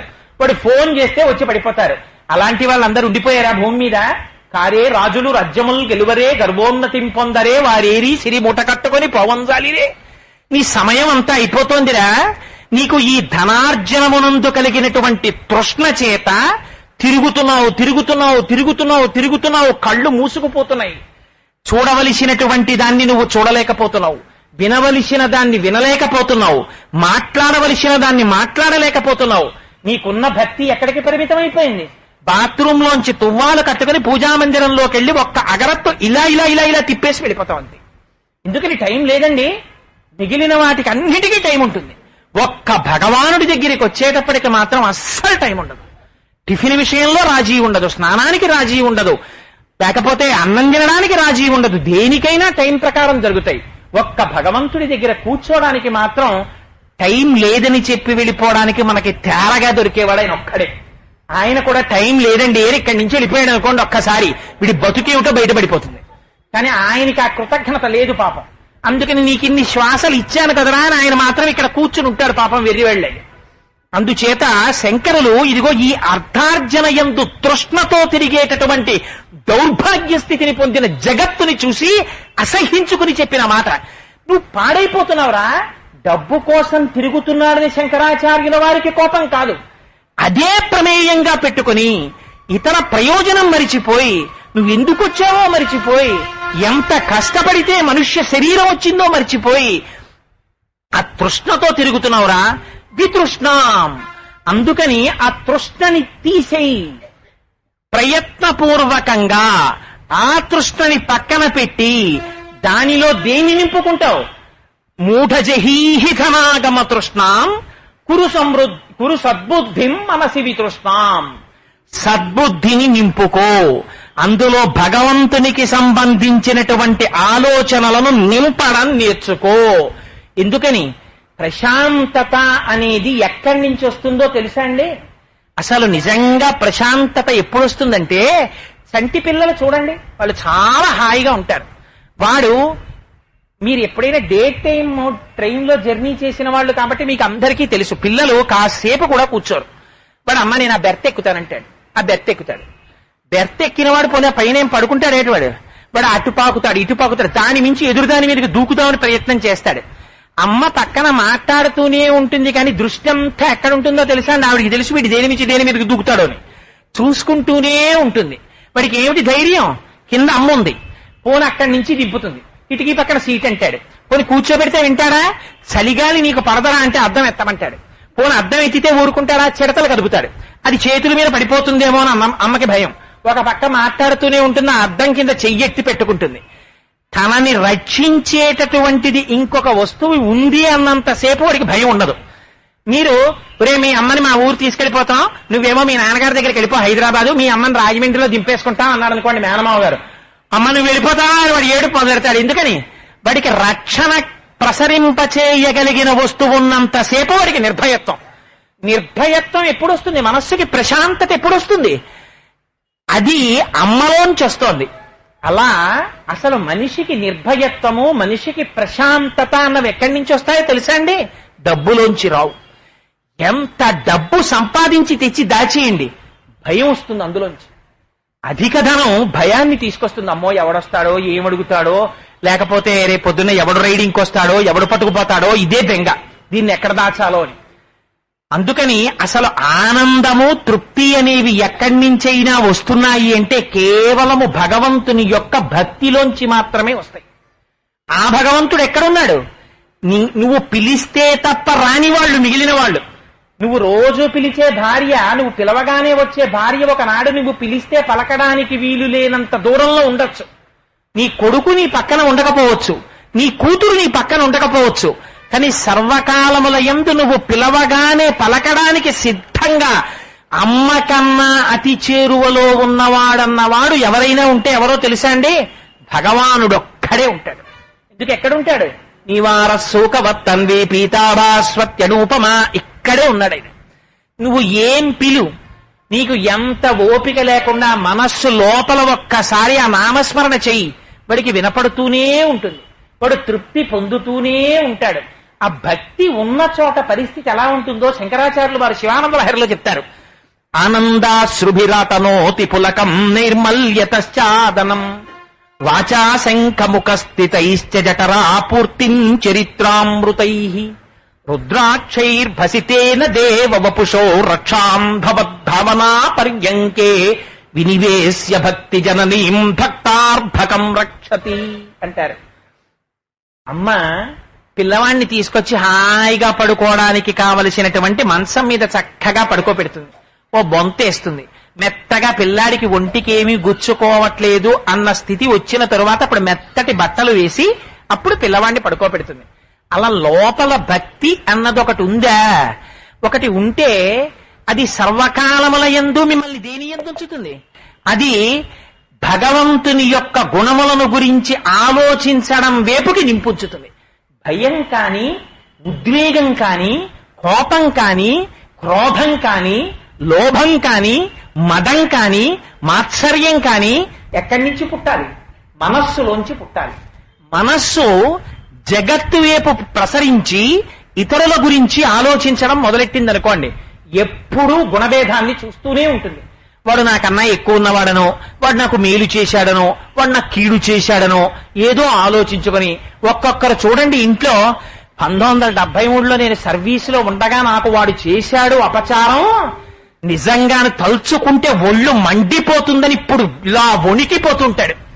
భార్య అంటుంది దిక్కుమాలని 1973 మీరు రిటైర్ అయిపోయే 15 ఏళ్ళు అయిపోయింది కదా, అది తలుచుకుంటారు వణికిపోతారు, తలుచుకుంటారు వణికిపోతారు, డాక్టర్ దగ్గరికి వెళ్తారు, ఉపకారాలు మారేయమంటాడు, 10, 50, 100, 1000, 10,000, మిలియన్ ఎంత వేసుకున్నారు బీపీఏ, ఎందుకు వచ్చిందండి వాడిని తలుచుకుంటారు మీరంటుంది.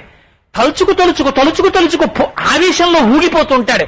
ఒక్కొక్కడిని తలుచుకుని వాడు మహానుభావుడు, వాడు నాకు ఎంత ఉపకారం చేశాడని పొంగిపోతుంటాడు. ఈ పొంగు ఉండదు, ఆ కొంగు ఉండదు. అమ్మలాంటిది భక్తి.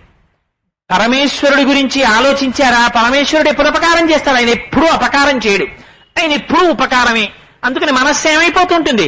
ఎప్పుడు ఆనందంతో పొంగిపోతుంటుంది ఆయన గురించి తలుచుకుంటుంటే. ఆనందాశ్రుభిరాతనోతి పులకం నైర్మల్యతాదనం. అమ్మ పిల్లవాణ్ణి పడుకోపెట్టి ఒంటి మీద ఈగలు దోమలు వాలకుండా చక్కటి వస్త్రం ఒకటి కప్పినట్టుగా నిర్మలంగా ఉండగలిగినటువంటి స్థితిని భక్తి ఇస్తుంది. లేదా ఆ నిర్మలత్వం కాని మనిషిలో లోపించిపోతే ఆ బాధ ఏమిటో ఎప్పుడు తెలుస్తుందో తెలుసా అండి? ఇప్పుడు తెలియదు, వృద్ధాప్యం వచ్చిన తరువాత తెలుస్తుంది. చింత గొప్పదా చితి గొప్పదా అని అడిగితే చింత కన్నా చితి చాలా తక్కువ. చితి కేవలం శవాన్ని మాత్రమే కాలుస్తుంది. చింత బతికున్న నాళ్లు కాల్చేస్తూనే ఉంటుంది. అందుకని అది ఒక్కసారే కాల్చేస్తుంది. పైగా అది కాల్చినప్పుడు బాధ ఉంటుంది అని ఎవడు అనుకోడు. ఎందుకంటే అందులో ఏమైనా ఉంటే కదా సత్, ఏమీ లేదు, అందుకని బాధ ఏముండదు, కర్రపల్ల కాలిపోయినట్టు కాలిపోతుంది. కానీ లోపల ఉద్వేగాలకి అవకాశమైనటువంటి మనస్సు ఉండగా కాల్చేయగలిగినటువంటి స్థితి చింతది. ఆ చింత ఎక్కడి నుంచి పుడుతుంది? మనస్సులోంచి పుడుతుంది. ఆ మనస్సులోంచి చింత ఎప్పుడు వస్తుంది? ఆ మనస్సు పట్టుకెళ్లి జగత్తు ఎందు మీరు పెట్టినప్పుడు. ఈ మనస్సుని తృష్ణలోంచి వితృష్ణ మార్చండి. ఆ మనస్సు మార్చుకోవడంలో ఉందంటే ఇదే సీతమ్మ తల్లి చెప్పింది. నివర్తయ మనోమర్త స్వజనే క్రియతాం మనః. నీ మనస్సు నీవారి ఎందు పెట్టుకో, నువ్వు ధర్మం చేసేస్తున్నావు. నీ మనస్సు నా ఎందు పెట్టావా, అధర్మం వైపు వెళ్ళిపోతున్నావు. నీ మనస్సు భగవానుడి ఎందు పెట్టుకో, నైర్మల్యం వచ్చేస్తుంది. ఎంత సంతోషమో, ఎంత ఆనందమో, ఎంత హాయిగా ఉంటాడో ఇదే శంకరాచార్యులు వారు చెప్తారు. ఇది 8వ శ్లోకం అనుకుంటాను కానీ దీని వెనకాతలు రాదు. యావత్విత్తోపార్జన సక్తస్తావన్ నిజ పరివారో రక్త పశ్చాజ్జీవతి జజ్జర దేహే పక్కాకోపిన పృచ్చతి గేహే. నీకు ఒంట్లో ఓపికన్న నాళ్ళు నువ్వు తిరిగి సంపాదించడానికి అలవాటు చేసుకున్నావు. అందుకని నువ్వు ఎన్నడూ భగవంతుని యొక్క పాదముల మీద పడని పువ్వువి. గడ్డి పువ్వు లేదా మన ఇంటికి గోడల మీద అందం కోసం పెంచుతాం చెట్లు. ఆ చెట్టు నుంచి ఓ పువ్వు కింద పడిపోతుంది, దాని నుంచి స్కూటర్ వెళ్ళిపోతుంది, దాని నుంచి నడిచి వెళ్ళిపోతాడు. అయ్యో పువ్వు నుంచి నడిచి వెళ్ళిపోతున్నావు అని తీసేవాడు కళ్ళకద్దుకోడు. అదే భగవంతుడి పాదముల మీద పడిన పువ్వు 2వ రోజుకి వాడిపోతుంది. ఆ పువ్వు తీసి కింద పడితే పొరపాటున మీ కాలు తగిలింది, మీరు తొక్కలేదు, మీరు ఏం చేస్తారు? వెంటనే ఆ పువ్వును తీసి కళ్ళకద్దుకుంటారు. అలా భగవంతుడి పాదముల మీద పడిన పువ్వుగా బతుకుతావో, రోడ్డు మీద పడిపోయిన పువ్వుగా బతుకుతావో నీ చేతిలో ఉంది. పిల్లలు చూడలేదు, పిల్లలు యావగిస్తున్నారు, పిల్లలు యావగించుకుంటున్నారన్న మాట తప్పు. పిల్లలు యావగించుకునేటట్టుగా నీ జీవితాన్ని మార్చుకున్న దౌర్భాగ్యము నీది. ఎందుకని? నీ ఇంట్లో ఒక వాషింగ్ మిషన్ ఎంతో, నీ ఇంట్లో ఒక ఏసీ మిషన్ ఎంతో, నీ ఇంట్లో ఒక టీవీ ఎంతో, నువ్వు అంతగానే బతికేవు జీవితంలో. అంతకన్నా ఎక్కువగా నువ్వు ఎప్పుడు బతకలేదు. నువ్వు అలా బతికింది నిజమైతే నువ్వు ఎప్పుడైనా ఎంత హడావిడున్నా ప్రతి శనివారం నాడు సాయంకాలం 6 గంటల నుంచి ఎంత పనుండనివ్వండి, మన ఇంట్లో అందరం 5 రూపాయలుంటే 5 రూపాయలతో పువ్వులు తెచ్చుకొని నువ్వు, నేను, కొడుకు, కూతురు నలుగురం స్నానం చేసి పూజామందిరంలో కూర్చుని, పోని పూజామందిరం అంత గది లేకపోతే దేవుడి పటం పెట్టుకుని నలుగురం కూర్చుని లక్ష్మీ స్తోత్రం, విష్ణు సహస్రనామ స్తోత్రం చదువుకుందాం. పోను అది కూడా వద్దు, భజగోవింద శ్లోకాలు చదువుకుందాం. పోను అది కూడా రాదు, సాంబ సదాశివ సాంబ సదాశివ సాంబ సదాశివ సాంబ శివ అని భజన చేద్దాం 30 నిమిషాలు. ఇంకా ఏ ఇతర పనికి మనం కేటాయించద్దు అని 30 నిమిషాలు తన పిల్లలతో కలిసి భజన చేసి 5 రూపాయల పువ్వులు తీసి భగవంతుడి పటాల మీద వేసి, ఒరే మనం జీవితంలో ఒక్కరోజు పరమాత్మ కైంకర్యానికే వాడదాం, ఇవాళ రాత్రి ఇది ఒక సమాధి స్థితి అనుకుందాం, అనుకుని మనం చాలా సాత్వికమైన ఆహారమే తీసుకుందాం అని 2 పళ్ళు తిని 1 గ్లాసు పాలు తాగి రాత్రి కూడా భగవానుడికి నమస్కారం చేసి పడుకుని, నువ్వు నోరు విప్పి ఎప్పుడు పెద్దల గురించి మాట్లాడినా చులకన చెయ్యకుండా నువ్వు మాట్లాడి, నీ తండ్రి తద్దినం నువ్వు పెట్టి, నీ అమ్మ తద్దినం నువ్వు పెట్టి, 10 మందికి సేవ నువ్వు చేసి, నీకు ఉన్న దాంట్లో ఉత్సవాలు అవుతున్నాయన్న నాడు నీ శక్తికి తగినట్టు 10, 15 నువ్విచ్చి, సంవత్సరానికి ఒక్కసారి తిరుమల లాంటి క్షేత్రానికో శ్రీశైలానికో వెళ్లి పవిత్రంగా గడపడం నీకు అలవాటైతే నీ వెనకాతలు ఉన్న పిల్లలకి నువ్వు ప్రత్యేకం మోరల్ క్లాసెస్ చెప్పక్కర్లేదు. వాళ్ళకి తెలుసు మా నాన్నగారు దీన్ని అంగీకరించరు అని వాళ్ళు తెలుసుకుంటారు. మా నాన్నగారికి ఇలాంటివి ఇష్టం ఉండవండి, మా నాన్నగారికి కొన్ని సిద్ధాంతాలు ఉన్నాయి, మా నాన్నగారి జీవితం ఒక ప్రకారం ఉంటుంది, నేను ఈ పని చేస్తే మా నాన్నగారు ఖేదపడతారు. మా నాన్నగారి హృదయం స్వచ్ఛమైన పువ్వు, ఆయన హృదయము ఖేద పడిందా నన్ను ఈ ప్రపంచంలో ఎవ్వరూ ఉద్ధరించలేరు. మా నాన్నగారి మనస్సుని ఆనందపరచలేని నా జీవితం కాదు అని నీ కొడుకు నువ్వు చెప్పకుండా నిన్ను అనువర్తించి నడుస్తాడు. నేను చూశా ఒక కుటుంబాన్ని, రాజమండ్రి దగ్గరున్న ఒక పల్లెటూరులో ఎలిమెంటరీ స్కూల్ మాస్టర్ చేసేవారు మహానుభావుడు. ముగ్గురు కొడుకుల్ని తను చాలా ధర్మబద్ధమైన జీవనం చేస్తూ తను సంపాదించిన దానిలో గేదెలు కాసుకునేటటువంటి పిల్లల్ని, ఆయనకి హస్త సాముద్రికం బాగా తెలుసు, చేతులు చూసి ఒరే మీరు పెద్ద పెద్ద ఆఫీసర్లు అవుతారా అని వాళ్ళని తీసుకొచ్చి తనకి కలిగిన దాంట్లో తను ఏం తింటున్నారో అది ఆ పిల్లలకి పెట్టి తను పడకుర్చీలో పడుకుని ఈ 10 రూపాయలు గేదెలు కాసుకుంటే వచ్చే డబ్బు తల్లిదండ్రులకి ఆయనిచ్చి 2 పిల్లల్ని పోషించి పెద్ద చేస్తే ఒక ఆయన పెద్ద వ్యాపారవేత్త ఇంజనీర్ అయ్యాడు, ఒక ఆయన అసిస్టెంట్ ట్రెజరీ ఆఫీసర్ గా రిటైర్ అయ్యాడు. నేను ఒక రోజున వాళ్ళ ఇంటికి వెడితే ఆయన ఫోటో దీపం పెట్టి వాళ్ళ పూజా మందిరంలో ఉంది. ఆయన లేని ఇవ్వాలి. ఏది సంస్కృతి, ఏది ఆస్తి మిగిలిపోయింది, ఎంత డబ్బు ఆయన సంపాదించాడని ఇవాళ ఆయన పేరు ప్రపంచంలో మిగిలిపోయింది. ఇంకొక కుటుంబంలో ఒక మహాపురుషుడు 3 కొడుకులతోటి రాజమండ్రి పుష్కరాలు జరిగితే ఒకసారి నేను మా అమ్మగారిని తీసుకుని వెడితే, కృష్ణానది పుష్కరాలు కిందటిసారి పుష్కరాలకి వెళ్లేటప్పటికి ఆయన మాకు బాగా పరిచయం ఉన్నవాడు. ఆ పుష్కరాల్లో ఆయన 3 కొడుకులు కూర్చుని సంధ్యావందనం చేసుకుంటున్నారు. పొంగిపోయాం చూసి, ఏమి కాపట్యం లేదు, నోరు విప్పి మాట్లాడితే అదొక వ్రతం. ఒకళ్ళ గురించి తప్పు మాట్లాడడం కానీ, ఒకడు నాశనం అయిపోవాలని కానీ అసలు ఆ నోటి వెంట వచ్చేది కాదు. వాడా బాగున్నాడురా అనేవారు. ఒక్కొక్కడి నోటి మాట చూడండి ఎంత ఆశ్చర్యంగా ఉంటుందంటే, ఒక 5 ఏళ్ల తర్వాత మనం కలుసుకుని 3వ వ్యక్తి ప్రస్తావన వచ్చిందనుకోండి, ఆయన ఇంకా బతికున్నాడా అంటారు. ఆయన ఇంకా బతికున్నాడా ఏంటి? ఇంకొకడు అంటాడు ఆయన కులాసాగా ఉన్నారా అంటాడు. ఇద్దరూ ఆయన క్షేమం గురించి అడిగారు. కానీ వాక్కులో తేడా, లోపల ఉన్న గుణంలో తేడా. లోపల నుంచి రజోగుణ ప్రచోదనం, తమోగుణ ప్రచోదనం చూడండి ఎలా వస్తోందో. రాక్షసుడు అయిపోతున్నాడు. ఒక్కొక్కడు నోరి విప్పితే, ఏమంటే మీకు అంత అపకారం చేశారు కదండి ఆయన అన్న అంతే. మనం ఓన్లిద్దరు ఏదో భగవంతుడి సంఘటన, నా చేసుకున్న పాపం అలా పోయింది, ఆయన దోషం ఏముంది అందులో, ఏదో జరిగిపోయింది కానివ్వండి అని సర్వే జనాః సుఖినో భవంతు. ఆయన గొడవ, ఆయన భగవానుడు, ఆయన ఆలోచనలు, ఇది ఏమైపోతుంది? పూజా పుష్పం అయిపోతాడు. అయిపోతే ఏమవుతుంది? వితృష్ణ. అందుకే రామకృష్ణ పరమహంస ఒక గొప్ప విషయం చెప్పేవారు. పాలు తోడుకోవాలి అంటే పాల గిన్నె కదపకూడదు. పాలు తోడు పెట్టి పెరుగేసి మీరు అస్తమానం పావుగంటకోసారి వెళ్ళి పెరుగైందో లేదో అని ఇలా గిన్నె తీసి చూశారనుకోండి, అది తోడుకోదు. అందులో ఏం చేయాలి? పెరుగు వేసిన తర్వాత అలా వదిలేయాలి దాన్ని కాసేపు. ఎప్పుడు తోడుకుంటుంది పాలు? పాలు కాచి చల్లారినప్పుడే తోడు పెట్టాలి. కాచి చల్లారి పొంగి చల్లారే గుణం ఎప్పుడు ఉంటుంది? యవ్వనంలో ఉన్నప్పుడు ఉంటుంది. పొంగగలదు, చల్లారగలదు, లోపల శక్తి ఉంది. అంతేకాని నేను ఎప్పుడో పాలు ఫ్రిడ్జ్ లో మర్చిపోయామన్నవి తోడు పెడితే పుల్ల పెరుగు వస్తుంది అందులోంచి. ఇప్పుడే ఎందుకండి పురాణాలు, ఇప్పుడే ఎందుకండి భజగోవిందం అవన్నీ? రిటైర్ అయిపోయిన తర్వాత హాయిగాను ఓ 2 ఏళ్లు సుఖంగా మా అబ్బాయి దగ్గరికి, మా అమ్మాయి దగ్గరికి, మా అల్లుళ్ళ దగ్గరికి తిరిగేసి వచ్చేసిన తర్వాత అప్పుడు వచ్చి కూర్చుని కృష్ణారామ అనుకుంటూ హాయిగా కాలం గడిపేస్తానంటాడు. ఏమిటి వీడి బుర్ర? కృష్ణారామ అంటే వీడి కాలం గడిపేది. వీడి మనస్సుకి ఎప్పుడైనా ఆలంబనం ఉందా? అలవాటు ఉందా మనస్సుకి? మనస్సుకి అలవాటేం లేదు. ఆ పెరుగు తోడుకోలేదు, దాన్ని కదిపేశాడు. ఎప్పుడు నువ్వు ముందు ప్రశాంతంగా ఏకాంతంగా కూర్చుని కొంత సమయాన్ని భగవద్ధ్యానానికి కేటాయించకుండా ఎప్పుడు తృష్ణతో అర్ధార్జనమునందే తిరిగితే తొట్టతొరకేమవుతుంది? ఆ పాలు తోడుకోవు.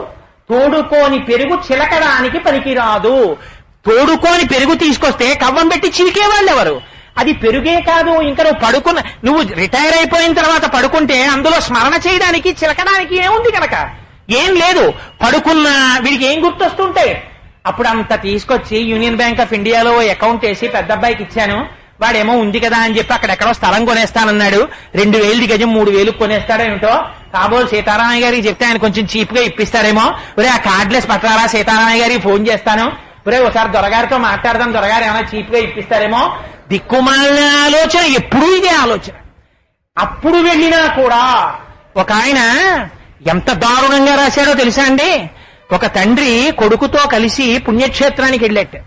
వెడితే కొడుకు, నాన్నగారండి మీరు మెల్లిగా రండి భోజనానికి, నేను గబగబా వెళ్ళి వాళ్ళ దగ్గర టికెట్లు పుచ్చుకుంటాను అన్నట్ట. అంటే తండ్రి అన్నట్ట, ఎందుకురా గబగబా వెళ్ళి పుచ్చుకోవడం, నేను వస్తాను, వచ్చిన తర్వాత పెడదాం భోజనానికి, అక్కడ డబ్బులు ఇచ్చుకుంటారా భోజనానికి అని అడిగాడు. అడిగితే అబ్బాయి డబ్బులు ఏం పుచ్చుకోరు నాన్నగారు, అది ఉచిత సత్రం, అందుకని నేను వెళ్ళి టికెట్లు పుచ్చుకోవాలండి ముందు మాత్రం, అందుకని వెడతానని గబగబా వెళ్ళి ఓ 100 రూపాయల కాగితం ఇచ్చి 25 రూపాయలు ఏదో భోజనం, ఓ 2 టికెట్లు పుచ్చుకుని, అయ్యా మీరేమనుకోకండి, నా వెనకాతల కాసేపటికి మా నాన్నగారు వస్తారు, వారి చేతిలో ఈ 50 రూపాయలు పెట్టి అయ్యా మీరు మా హోటల్లో భోజనం చేయండి అని చెప్పండి. అంటే అదేమిటండి, ఎందుకు టికెట్ కొన్నారు కదా పెడతారు భోజనం, మళ్ళీ నేను ఎందుకు ఈ 50 ఆయన చేతిలో పెట్టడం అంటే, మా నాన్న జీవితం అలా అలవాటు అయిపోయిందండి, చేతిలో ఏదైనా పెడితే తప్ప తన అన్నం కూడా తను తిండవాడు, అందుకని ఇప్పుడు నేను తీసుకొచ్చాను కదా ఏదో పుష్కరాలని, అందుకని బాబు నేను ఇచ్చానని చెప్పకుండా ఈ 50 ఆయన చేతిలో పెట్టి అయ్యా భోజనం చేయండి అనండి, ఆ 50 నాకు ఇచ్చి సంతోషంగా తింటాడు బాబు.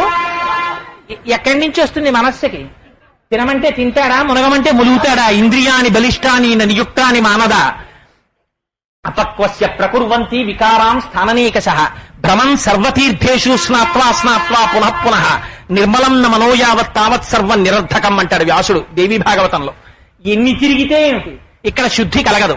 శుద్ధి కలగనప్పుడు నువ్వు వెళ్ళి ఆ చిట్ట చివరి వయసు అయిపోయిన తర్వాత నిన్ను తీసుకెళ్లి పాడైపోయిన వాషింగ్ మిషన్ ని పారేసినట్టు, పాడైపోయిన టీవీని పారేసినట్టు తీసుకెళ్లి నీ వాళ్ళు కూడా, ఎందుకంటే అంతకన్నా గొప్ప స్టేటస్ నువ్వు మెయింటైన్ చేయలేదు. ఒక తండ్రిగా ఎప్పుడూ కొడుకుని కూర్చోపెట్టుకుని ఓ పూజ చేయించలేదు. ఒక తండ్రిగా నీ బిడ్డలతో కలిసి ఒకనాడు తిరుమల క్షేత్రానికి వెళ్ళలేదు. ఒక తండ్రిగా నీ బిడ్డలతో కలిసి భోజనం చేస్తూ భాగవతం గురించి, ఒక పోతన గారి గురించి, ఒక కాళిదాసు గురించి, ఒక త్యాగరాజు గారి గురించి అందమైన మాటలు 4 నువ్వు చెప్పలేదు. నీ కొడుకు ముందర నీ తల్లిదండ్రుల్ని కించపరిచి మాట్లాడావు. నీ అత్తమామలకి 10 రూపాయలు ఇచ్చి బట్టలు పెట్టడానికి కించపరిచి మాట్లాడావు. వీడికి గుండెపోటు వచ్చి ఇప్పుడు పిలుస్తున్నాడు, మా నాన్న వెళ్ళి 1,00,000 రూపాయలు ఇవ్వాలని ఉంది, 80 ఏళ్ళు వచ్చి ఆపరేషన్ చేసుకోకుండా చచ్చిపోతే నష్టం వచ్చిందా, ఎక్కడి నుంచి తెస్తాను 1,00,000 రూపాయలని విసుక్కున్నావు. విన్నాడు నీ కొడుకు ఇవన్నీ. ఇవాళ నీకు కూడా నీ కొడుకు చెయ్యమంటే ఎక్కడి నుంచి చేస్తాడు? నువ్వు భగవంతుడి పాదముల మీద పడ్డ పువ్వువి కావు, నువ్వు రోడ్డు మీద పడిపోయిన పువ్వువి. నువ్వు తొక్కడానికి పనికొస్తావు తప్ప కళ్ళకడ్డుకోవడానికి పనికిరావు. యావత్విత్తోపర్జన శక్తస్తావర్ నిజ పరివారో రక్త. ఎంత కాలం నువ్వు సంపాదించావో, పని చేసినంత కాలం వాషింగ్ మిషన్ వాడబడినట్టు, పనికొచ్చినంత కాలం టీవీ వాడబడినట్టు, నువ్వు సముపార్జనించినంత కాలం నీ వెంట వాళ్ళు ఉంటారు. నువ్వు అది అలవాటు చేశావు వాళ్ళకి. ఇవాళ ఇంకా నీ శరీరం సంపాదించడానికి పనికిరాదు. ఆ టీవీ పనికిరాకపోతే తీసుకెళ్లి పొరట్లో పారేసినట్టు, వాషింగ్ మిషన్ బాల్కనీలో పెట్టేసినట్టు, నీకు కూడా 4 పరదాలు కట్టి ఒక చిన్న గది ఒకటి పక్కన బాత్రూమ్ ఉన్నదాన్ని కేటాయిస్తారు. కేటాయించి నువ్వు అందులో పడుకుంటే సమయమంతా వృధా చేసేసుకున్న తర్వాత ఇప్పుడు నీ మనస్సుని పట్టుకెళ్లి భగవంతుడి దగ్గర పెట్టగలనని అనుకుంటున్నావేమో. అలవాటు ఉంటేనే వెడుతుంది మనస్సు. దానికి ఉన్న గొప్ప చిత్రం ఏమిటో తెలుసా అండి? దానికి అలవాటు అయిందా అది ఎప్పుడూ అక్కడే ఉంటుంది. మీరు సుఖంలో ఉండండి అక్కడే ఉంటుంది, మీరు దుఃఖంలో ఉండండి అక్కడే ఉంటుంది, ఏది చేసినా అక్కడే ఉంటుంది. ఆ అలవాటు లేదు. దంతంబుల్ పడనప్పుడే, తనువుయం దారూఢుయున్నప్పుడే, కాంతాసంఘము రోయనప్పుడే, అప్పుడే కురుల్ వెల్వెల్ల కానప్పుడే, చింతింపన్వల మీ పదాంబుజములన్ శ్రీకాళహస్తీశ్వర. ఒంట్లో ఓపికన్నప్పుడు చెయ్యాలి. ఒంట్లో ఓపిక అయిపోయిన తరువాత ఇంకిప్పుడు నువ్వు కొత్తగా కూర్చుని పూజామందిరం దగ్గర పడక గదిలోనో నువ్వు చేసే మానస పూజ ఎక్కడుంది? రత్నైకల్పిత మానసం హిమజలై స్నానంచ దివ్యాంబరం నానారత్న విభూషితం మృగవద మోదాంకితం చందనం జాజీ చంపక పిల్వపత్రచితం పుష్పంచ దూపం తథా దీపం దేవదయానిదే పశుపతే హృత్కల్పితం గృహ్యతాం అని అనడానికి నీకు శివలింగానికి పానవట్టం ఎటు తిరిగి ఉంటుందో నీకు తెలియదు. నువ్వు వెడితే కదా శివాలయానికి. నీ మనస్సు ఎన్నడూ ఒకసారి చూస్తేనే ఊహా చిత్రాన్ని సిద్ధం చేస్తుంది మనస్సు. నువ్వు చూసింది ఎక్కడుంది? నీ మనస్సు అక్కడ లగ్నమైంది ఎప్పుడుంది? నీ మనస్సు ఎప్పుడూ అక్కడ లగ్నం కాలేదు. కానప్పుడు నీకు లోపల చిత్తరువు లేదు. లేనప్పుడు నీ మనస్సు అక్కడ నిలబడదు. నీ సంకల్ప వికల్ప సంఘాతములు చిట్ట చివర ఎప్పుడో ఒకప్పుడు ఊపిరున్నంతసేపు మనస్సు ఉంటుంది. ఈ మనస్సు ఎప్పుడూ ఆలోచనలు చేస్తూనే ఉంటుంది. తుట్టతుదన ఎటువంటి స్థితిని పొందుతాడో తెలుసా అండి? ఆకర్ణధన్యాహ అంటారు లలితా సహస్రనామ స్తోత్రంలో. ఆర్తచింతతో రౌద్రచింతతో తీసేస్తుంది అమ్మవారు ఆ ఉపాధిని. ఎంత దారుణంగా తీసేస్తారంటే, వీడికి మనస్సులో ఎప్పుడు అవే ఆలోచనలు అలవాటై ఏదో ఒకనాడు తీసిన ఊపిరి బయటికి వెళ్ళాలంటే పరమాత్మ అనుజ్ఞ కావాలి. విడిచిపెట్టిన ఊపిరి తర్వాత మళ్లీ లోపలికి ఊపిరి వెళ్ళాలంటే పరమాత్మ అనుజ్ఞ కావాలి. ఒకసారి లోపలికి వెళ్లిన ఊపిరి బయటికి వెళ్లడం మానేసిందా, బయట పెట్టేస్తారు. బయటికి ఊపిరి వెళ్ళిపోయి మళ్లీ లోపలికి వెళ్లడం మానేసిందా, బయట పెట్టేస్తారు. ఎక్కడుంది మృత్యువు? దానంత సన్నిహితంగా ఏదీ లేదు. ప్రతి ఉచ్ఛ్వాసకి నిశ్వాసకి ఉచ్ఛ్వాసకి మధ్యలో మృత్యు ఉంది. ఎప్పుడైనా కబలించేయచ్చు. ఊపిరి విడిచిపెట్టిన తర్వాత తీయకపోవచ్చు, తీసింది విడిచిపెట్టకపోవచ్చు, కాబట్టి ఎప్పుడైనా పడిపోవచ్చు. అందుకని ఆ చిట్ట చివర మనస్సు ఎక్కడ లగ్నమై ఉండిపోయిందో, అయ్యో ఇంత సంపాదించాను ఏమైపోతుందో అంటూ వదిలేస్తాడు.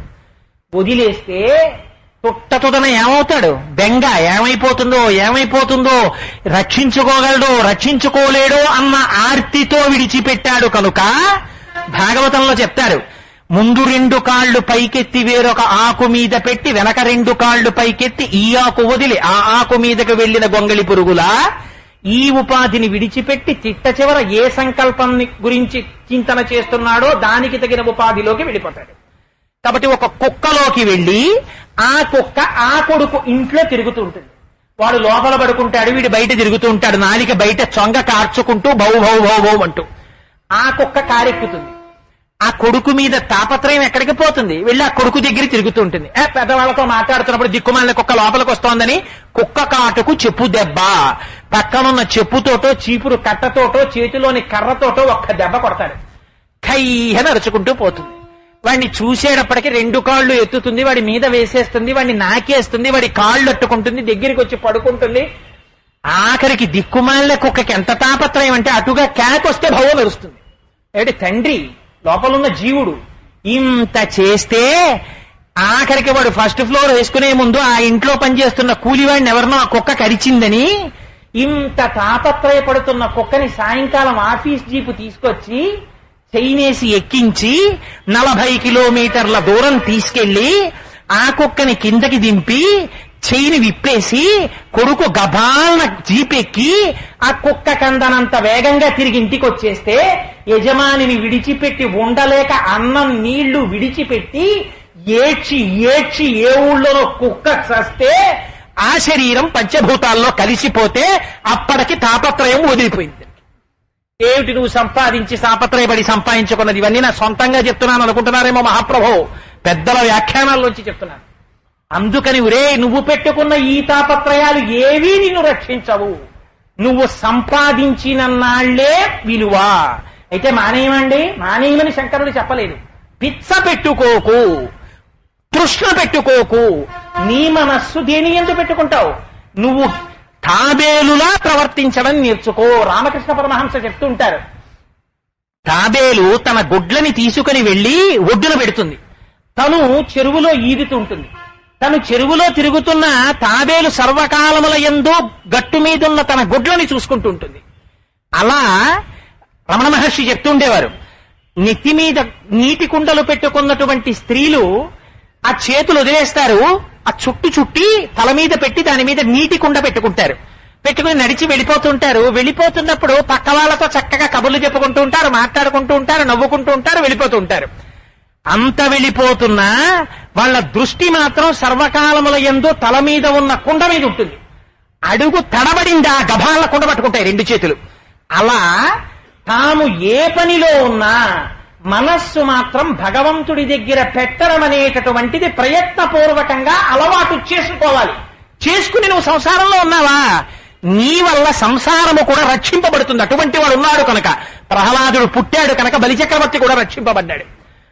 ఎవ్వరి కరుణింపరిచి నిశ్చయించితివా అని అఖిల విత్తంబునే నపహరింతు సంసార గురుమద స్తబ్ధుడై ఎవ్వడు తెగడి లోకమునందు ధిక్కరించు వాడెల్ల కాలంబు అఖిల యోనులయందు పుట్టుచు దుర్గతి పొందు పిదప విత్త వయో రూప గర్వాధికము సర్వము విడిచిపెట్టి వాడు నా కొరకు రక్షింపవలయువాడు అంటారు అష్టమస్కంధంలో శ్రీకృష్ణ పరమాత్మ.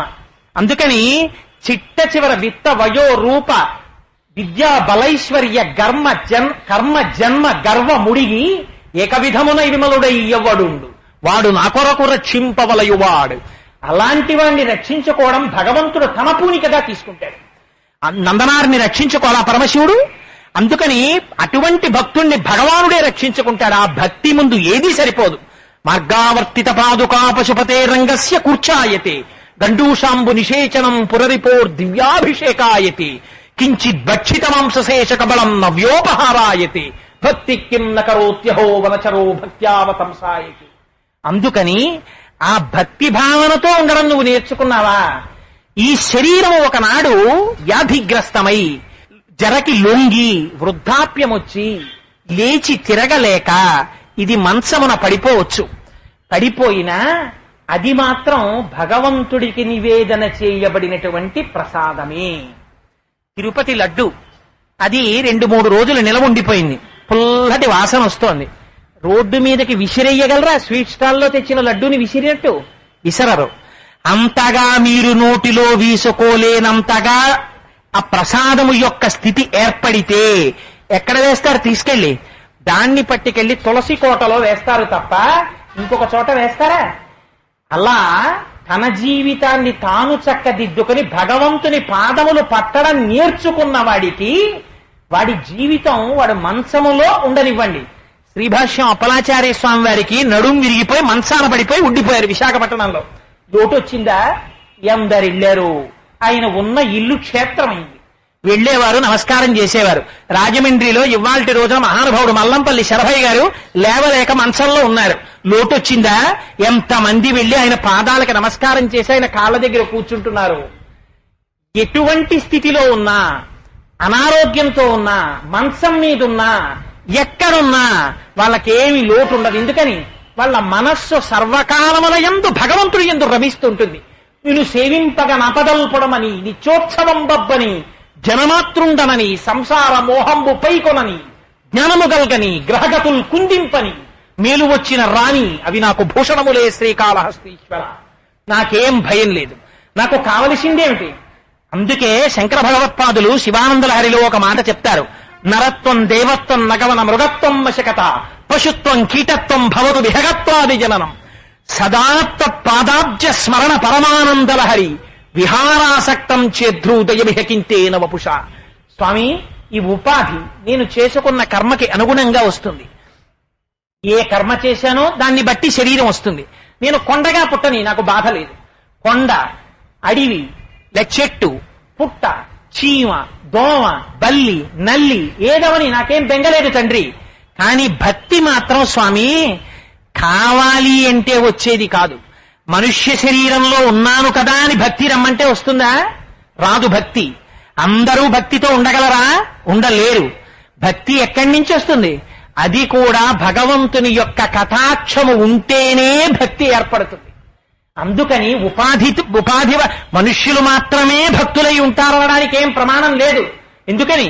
ఏ వేదంబు పఠించే లూత భుజగం దేశాస్త్రములు సూచే ఏ విద్యాభ్యాసమునర్చే కరి చించేమంత్రమోహించే బోధావిర్భావ నిదానములు చదువులయ్యా కాదు మీ పాద సంసేవాశక్తియ కాక జంతుతతికిన్ శ్రీకాళహస్తీశ్వర. అందుకే శంకరులు అడుగుతారు శివానందలహరిలో, నువ్వు ఎలా బతుకుతున్నావు, నువ్వు ఏ వేషం కట్టావు, ఇది పరమాత్మకు అనవసరం. ఆయనకి కావలసిందేమిటి? లోపల నువ్వు ఎలా ఉన్నావు, ఇది భగవానుడికి కావాలి. వటుర్వా కేహీవా ఇతిరిపి జటీవా తదితరో నరోవా ఎక్కశ్చిత్ భవతు భవ కింతేన భవతి యదీయం హృత్పద్మం యది భవత దీనం పశుపతేః తదీయస్తం శంభో భవసి భవ భారంచ వహసి. నేను వటువునా, ఉపనయనం చేసుకున్నానా, సంసారంలో ఉన్నానా, సన్యాసినా, జడలు పెంచుకున్నానా, ముండనం చేసుకున్నానా, ఇవన్నీ ఎవరికి కావాలరా? తుచ్చమైన శరీరములకు చేసినటువంటి డాంబికములకి ఆడంబరములకి సర్వేశ్వరుడు లొంగేవాడు కాడు. ఆయనకి కావలసిందేమిటి? నువ్వు ఎన్ని లక్ష బిల్వార్చనలు చేశావు, ఎన్ని కోటి బిల్వార్చనలు చేశావు. రమణ మహర్షి అనేవారు, ఎందుకు వచ్చిన బిల్వార్చన? నీకు ఆ మనస్సు లేనప్పుడు నీ ఒళ్ళు గిల్లుకో చేసినట్టే. చెట్టుని గిల్లుతున్నావు దాని ఆకులు తప్ప నీకు మనసెక్కడ నిలబడింది? సర్వేశ్వరుడి పాదముల యందు ఒక్కసారి నిలబడిందా? రొట్ట తీసి విసురుతున్నావు తప్ప నిజంగా నీ మనస్సు నిలబడడం నిజమైతే యదీయం హృత్పద్మం యది భవత దీనం పశుపతేః, ఇది పరమేశ్వరుడు అడిగింది. అహింసా ప్రథమం పుష్పం, పుష్పం ఇంద్రియ నిగ్రహ, సర్వభూత దయా పుష్పం, క్షమా పుష్పం విశేషిత, జ్ఞాన పుష్పం, ధ్యాన పుష్పం, తపఃపుష్పం తు సప్తమం, సప్తమష్టమిధం పుష్పం విష్ణోః ప్రీతికరం భవేత్. ఆయనకి కావలసినది భక్తి. ఆ భక్తితో నువ్వున్నావా, ఆయన ఇచ్చేది జ్ఞానము, నీ అంత నువ్వు పొందేది జ్ఞానం కాదు. నేను ఇన్ని పుస్తకాలు చదివానండి, నాకు జ్ఞానం వచ్చింది, పచ్చబద్ధం. జ్ఞానం ఇయ్యగలిగినటువంటి వాడు సర్వేశ్వరుడు ఒక్కడే. ఆయనకి సంబంధించిన జ్ఞానాన్ని ఆయనే ఇయ్యగలడు. ఒకసారి భగవంతుని యొక్క పాదముల నుంచి స్రవించేటటువంటి గంగోదకాన్ని తాగడానికి అలవాటు పడిపోయాడా, వాడికి ఏ కష్టం రానివ్వండి చిరునవ్వుతో స్వీకరించేయగలడు. మందార మకరంద మాధుర్యమున తేలు మధుపంబు పోవునే మదనములకు, నిర్మల మందాకిని వీచికలతూ రయంచతనునే తరంగిడులకు, లలిత రసాల పల్లవ ఖాదియై చొక్కు కోయిలజనునే కుటజములకు, పూర్ణేందు చంద్రికా స్ఫురిత చకోరక మరుగునే సాంద్రణీహారములకు, అంబుజోదర దివ్య పాదార వింద చింతనామృత పాన విశేషమత్త చిత్తమే రీతి ఇతర విషయంబు చేరనేర్చు, వినుత గుణశీల మాటలు వేయునేల. తండ్రి నాకు అందుకని ఏం కావాలి, ఈ మనుష్య ఉపాధిని పొందాను కనుక తృష్ణతో అర్థము వెంటబడి తిరిగి తిరిగి తిరిగి తిరిగి చిట్ట చివరికి నా వెంటరాని ఆ డబ్బు కోసం చచ్చిపోవడం కాదు తండ్రి నాకు కావలసింది. నాకేం కావాలి, దళంతీ శంభోత్పచ్చరిత సరిత కిల్బిషరజో, దళంతీ ధికుల్యాహ సరణిషు పతంతీ విజయతాం, దిశంతీ సంసార భ్రమణ పరితాపోపశమనం, వసంతీ మధ్యతో హృదవి శివానందలహరి. స్వామి నీ కారుణ్యంతో నీ కథామృతం వినేటటువంటి చెవులు కావాలి. కంజాక్షునకు కాని కాయంబు కాయమే పవన గుంభిత చర్మ భస్రిగాక, వైకుంఠు పొగడని వక్త్రంబు వక్త్రమే ఢమఢమధ్వనితోడి ఢక్కగాగా, కమలేషు చూడని కన్నులు కన్నులే తనుకుజ్జచాల రంధ్రములుగాక, చక్రి చింతలేని జన్మంబు జన్మమే తరల సలిల నుద్దుదంబుగాక, విష్ణుభక్తి లేని విభుదుండు విభుదుడే పాదయుగము తోడి పశువుగాక అన్నాడు ప్రహ్లాదుడు. చేతులారంగ శివుని పూజింపడేని, నోరు నొవ్వంగ హరికీర్తి రుడువడేని, దయయు సత్యంబు లోనుగా తలపడేని, కలుగనేటికి తల్లుల కడుపు చేటు. నీకు డొక్కలు నెప్పెడుతున్నా బరువైపోయినా నీ కొడుకుని ఎత్తుకుంటున్నావే. ఏమంటే మీ అబ్బాయి ఏమిటంటే అంత బొద్దుగా ఉంటాడంటే ఇంటికి తీసుకెళ్లి దృష్టి తీస్తున్నావే, అంత పెద్దవాడైపోయినా సరే లేచి కొడుకుని కౌగిలించుకుంటున్నావే, అడిగినా అడగపోయినా కనబడ్డ ప్రతివాడికి నీ కొడుకు గురించి చెప్పుకుంటున్నావే. నీ పక్కటెముకలు నిప్పి పెట్టేటట్టు ఒక్క రోజు జీవితంలో భగవానుడి యొక్క స్తోత్రం చేశావురా. ఇందుకురా దిక్కుమాలిన శరీరం పుట్టి ప్రపంచంలో పిపీలిక అది పర్యంతం ఎలా పుట్టిందో అలా పుట్టావు. డబ్బు కోసం తిరిగావు తిరిగావు తిరిగావు, కూడబెట్టావు, దాల్చావు. ఏమొచ్చిందిరా నీ వెనకాతలా? చిట్ట చివరికి కళ్ళ ముందుకొచ్చి కనబడ్డాయిరా నోటకట్లు. బ్యాంకు పాసు పుస్తకంలో అక్షరాల రూపంలో ఉండి బీరువా లాకర్లో దక్కున్నాయిరా. నువ్వు ఒక్కసారి స్వామిని పిలిచావా, ఆ పుణ్యం రా నీ వెంటొచ్చేది. నీ వారిని రక్షించేదా పుణ్యం రా. పవి పుష్పం బగు అగ్ని మంసగు నాకోపారం భూమిస్థలం బగు, శత్రుండతిమిత్రుడవు విషము దివ్యాహారము నిన్నగా, అవనీమండలి లోపలం శివ శివేచ్ఛాభాషణోల్లాసకిన్, శివ నీనామము సర్వవస్యకరమౌ శ్రీకాళహస్తీశ్వర. నువ్వు అలా నడపగలిగిన రోజున గడపగలిగిన రోజున నువ్వు పూజా పుష్పానివి. నువ్వు అది మారేడుగలం ఎండిపోయింది, అయినా ఒకనాడు శివుడి యొక్క పాదాల మీద పడుతుంది. అందుకని ఎండిపోయిన మారేడుగలం కదా అని వీధిలో పారయ్యం కదా. అది గంగాజలం కాశీ నుంచి తెచ్చారు. అది ఇంకిపోవచ్చు లేదా ఉండిపోవచ్చు, డబ్బాలో ఉండిపోవచ్చు, దానికి వాసన తగలదు, దాని వాసన చూడడు. గంగాజల కణికాపీత ఇంట్లో ఉంటే చాలంటాడు. అలా మా నాన్నగారు మహానుభావుడు, ఓపికున్న నాళ్లు సర్వేశ్వరుడి స్మరణ చేసినవాడు. ఆయన నోరు విప్పితే భగవన్నామం తప్ప మా నాన్నగారికి ఇంకోటి తెలియదు. అలా బతికారాయన. సేవ తప్ప వేరొకటి తెలియదు. ఆయన నోటి వెంట అన్య ప్రసంగం చేసి ఎరుగడు. ఆయన కొడుకుగా పుట్టడం నా అదృష్టం. ఆయన కొడుకుగా పుట్టబట్టి నేను ఇవాళ ఇంత వైభవాన్ని పొందాను. అటువంటి నా తండ్రి ఇవాళ జర్జరీభూతమైన శరీరంతో పడిపోయాడు. ఆయన కాళ్ళు పట్టగలగడం నా అదృష్టం. అటువంటి స్థితిలో కూడా ఒరే కోటేశ్వరరావు అని మా నాన్నగారి చేత పిలవబడడం నా అదృష్టం. అని నీ తండ్రి కాళ్ళు ఒత్తేటట్టుగా ప్రవర్తించడం నీ అదృష్టం రా, నీ నడువడిలో ఉంది. అలా కాకుండా దిక్కుమాలిన డబ్బు కోసమే నీ బతుకు వెడితే చిట్ట చివర నువ్వు ఒక పనికి మాలిన టీవీవి, ఒక వాషింగ్ మిషన్వి, అంతకన్నా నీకు స్టేటస్ ఉండదు. అందుకని గుర్తుపెట్టుకో, తృష్ణతో బతుకుతావో వితృష్ణాం, ఏదో ఒక స్థితిలో చాలు నాకు తృప్తి. అందుకని ఇంతకన్నా నాకు కావలసింది లేదు. ఎవడు మాత్రం సంపాదించి ఏం చేస్తాడు? అన్న వస్త్రాల కన్నా కోరుకునేది లేదు. అసలు అడిగేది ఏమిటో అడుగుతారో తెలుసా అండి? పూజలో ఇలా బతకాలని అడగరు, అనాయాసేన మరణం ముందడుగుతారు. ఎందుకని? నువ్వు ఏం చేశావు అన్న దాని పాపపుణ్యాలు చిట్ట చివర చూపిస్తాడు పరమాత్మ. దాని ఫలితం ఏమిటో. ఒంట్లో ఓపికొన్న నాళ్లు పట్టుకోకూడని వాటి అన్నిటినీ పట్టుకుంది చెయ్యి, తిరగకూడని అన్ని చోట్లకి తిరిగింది కాలు, తిరగలేక కర్మేంద్రియాలతో కూడిన శరీరం పడిపోతే తన మలమూత్రములను తాను లేచి విసర్జించుకోగలిగినంతసేపు మాత్రమే ఈ శరీరాన్ని ఎవరైనా చూస్తారు. జ్ఞాపకం పెట్టుకోండి. ఒక్కసారి సర్వేశ్వరుడు ఆ శక్తిని శరీరంలోంచి తీశాడనుకోండి, ఏరా 80 ఏళ్లు నీలో ఉన్నాను, ఒక్కనాడు వెళ్ళావురా దేవాలయానికి, భగవానుడి యొక్క కరుణకి పరాకాష్ఠ ఏమిటో తెలుసా అండి? ఊరేగింపు కాదు, ఊరిరిగింపుగా బయటికి వస్తాడు ఆయన. ఊరేవాడు ఎలాగో రాడురా, నేనే వస్తానని పల్లకి ఎక్కి ప్రతి ఇంటి ముందుకి వస్తాడు. ఇదిగోనండి కోటేశ్వరరావు ఇల్లు. వీడు రాడు ఎప్పుడు దేవాలయానికి, వాడు తిరుగుతుంటాడు ఆఫీసుల చుట్టూ, రూపాయల కోసం పార్ట్ టైముల కోసం తిరుగుతాడు. కిందటి సంవత్సరం వాడిది పెంకుటిల్లు, ఈ ఏడాది స్లాబ్. వారు కిందటి సంవత్సరంలో మీ గుడికి వచ్చినది కానీ నామస్మరణ చేసింది కానీ లేదు అంటే ఆయనే చూసి, అయ్యయ్యో వీడిలా అయిపోతున్నాడా, పోన్లేరా నేనే వచ్చాను అని ఆయన వస్తాడు.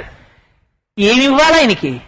ఏం అక్కర్లేదు. మీ ఇంట్లో ఇంత బెల్లం ముక్క తీసుకొచ్చి అక్కడ పెడితే, ఉరే ఉరే ఉరే నా కోసం టీవీ మానేసి బయటకు వచ్చి బెల్లం ముక్క కట్టుకొచ్చావా అని పొంగిపోయి మహానుభావుడు ఆచంద్రతారార్కం నీ వంశాభివృద్ధి జరగకపోతే వీడికి ఇక్కడ తృప్తి. దాన్ని 10 రకాల ఛానల్స్ లో వీడు చూసుకోవద్దు. అందుకని వీడు వెళ్ళడు బయటికి. అదేదో ఓ చప్పుడు టీవీ మీద పట్టలేదు, సౌండ్ పెంచక ఓగా తీసుకెళ్ళి బెల్లమ్మకి వెళ్ళదు పోతున్నా పల్లకే అంటే ఆ వచ్చిన పుణ్యం కాదు కదా, పాపం మూట కట్టాడు ముడి మీద ముడేసి. ఈ ముడికి ఫలితం ఎప్పుడు తెలుస్తుందో తెలుసా అండి?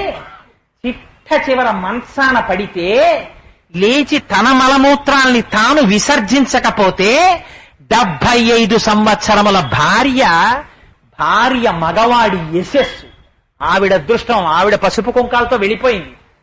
ఇవాళ వీడి ఇష్టం వచ్చినట్టు పిలిస్తే రావడానికి ఆవిడ లేదు. అందుకని వీడి బతుకు ఆ రోజున బయటపడిపోతుంది. అందుకని అన్నీ తెలుసున్న వాడికి అమావాస్య మరణం, ఏమీ తెలియని వాడికి ఏకాదశి మరణం అని పెట్టారు పెద్దవాళ్ళు. అందుకని మనస్సు భగవంతుడి దగ్గర పెట్టడం తప్ప నాకిన్ని అని ఇలా చూపించుకోవడం చేతకాని వాడికి పరమాత్మ అలా తీసుకెళ్లిపోతాడు. ఎలా తీసుకెళ్లిపోతారో కూడా శ్రీగుణరత్న కోశంలో పరాశర భట్టర్లు చెప్తారు. ఎంత చిత్రంగా చెప్తారంటే, ఐశ్వర్యమక్షర గతిం పరమం పదం వా కస్మై చితంజలి భరం వహతే వితీర్య అస్మై నకించితు చితం కృతం జిత్యధాంబ త్వం లజ్జసే కథయకోజుటార భావ. ఎంత గొప్ప శ్లోకం అండి భట్టర్లది. పరమేశ్వరుడు ఒక్కసారి వాడు వెళ్లి అమ్మవారి దగ్గర నిలబడి మనస్ఫూర్తిగా శిరస్సు ఉంచి నమస్కరించాట. అలా అంజలి ఘటించినందుకు ఈ జీవితం ఉండగా వాడు 3 తరాలు చూసుకునేటటువంటి అదృష్టాన్ని, అనాయాసేన మరణం అమ్మవారు ఇచ్చి చిట్ట చివర దోసపండు ముచిక నుంచి విడిపోయినంత తేలికగా, ఏ బాధ లేకుండా హాయిగా తేలికగా ప్రాణోత్క్రమణం అయిపోతే సాక్షాత్తుగా పట్టుపుట్టాలు కట్టుకుని ఆ పరమేశ్వరుడు లక్ష్మీదేవితో కలిసి ఎదురొచ్చి అమ్మవారు చెయ్యిచ్చి అయ్యవారు చెయ్యిచ్చి విమానం ఎక్కించుకుని స్వామి పక్కన కూర్చోపెట్టుకుని తీసుకెడుతుంటే అమ్మవారు సిగ్గుపడి ఎర్రటి ముఖంతో పక్కకి తప్పుకుంటే సర్వేశ్వరుడు అడుగుతాట, ఏం లక్ష్మి అలా మొహం దాచుకున్నానే అని. అడిగితే ఏం చెప్పనండి, పాపం వాడు ఒకనాడు ప్రయత్నపూర్వకంగా గుడికొచ్చి నా ముందు నిలబడి మనస్ఫూర్తిగా అంజలి ఘటించి ఇలా శిరస్సు ఉంచి నమస్కరించాడు. నేనేమిచ్చాను? కొడుకులిచ్చాను, మనవలిచ్చాను, మునిమనవలిచ్చాను, 3 తరాలు చూసుకునే అదృష్టం ఇచ్చాను, బతికినన్నాళ్లు ఏ వ్యాధి లేకుండా హాయిగా తినగలిగినంత ఐశ్వర్యాన్ని ఇచ్చాను, ఆరోగ్యాన్ని ఇచ్చాను, అనాయాస మరణాన్నిచ్చాను, చెయ్యిచ్చాను, మీ సింహాసనం మీద పక్కన కూర్చోపెట్టాను. ఇంతకన్నా వాడికి నేనేమీ చెయ్యలేకపోయానని సిగ్గుపడి ఎర్రబడి దాక్కున్నానట్టు. అదే నిన్ను ఉద్ధరించేది. ఎప్పుడు పోతాడని చూసి, ఏమంటే మీ నాన్నగారు ఇంకా ఉన్నారా అంటే, చంపేస్తున్నాడండి బాబు, 6 నెలలైంది చూడలేకపోతున్నాం, ఆ బాధ. కొంపు గదిలో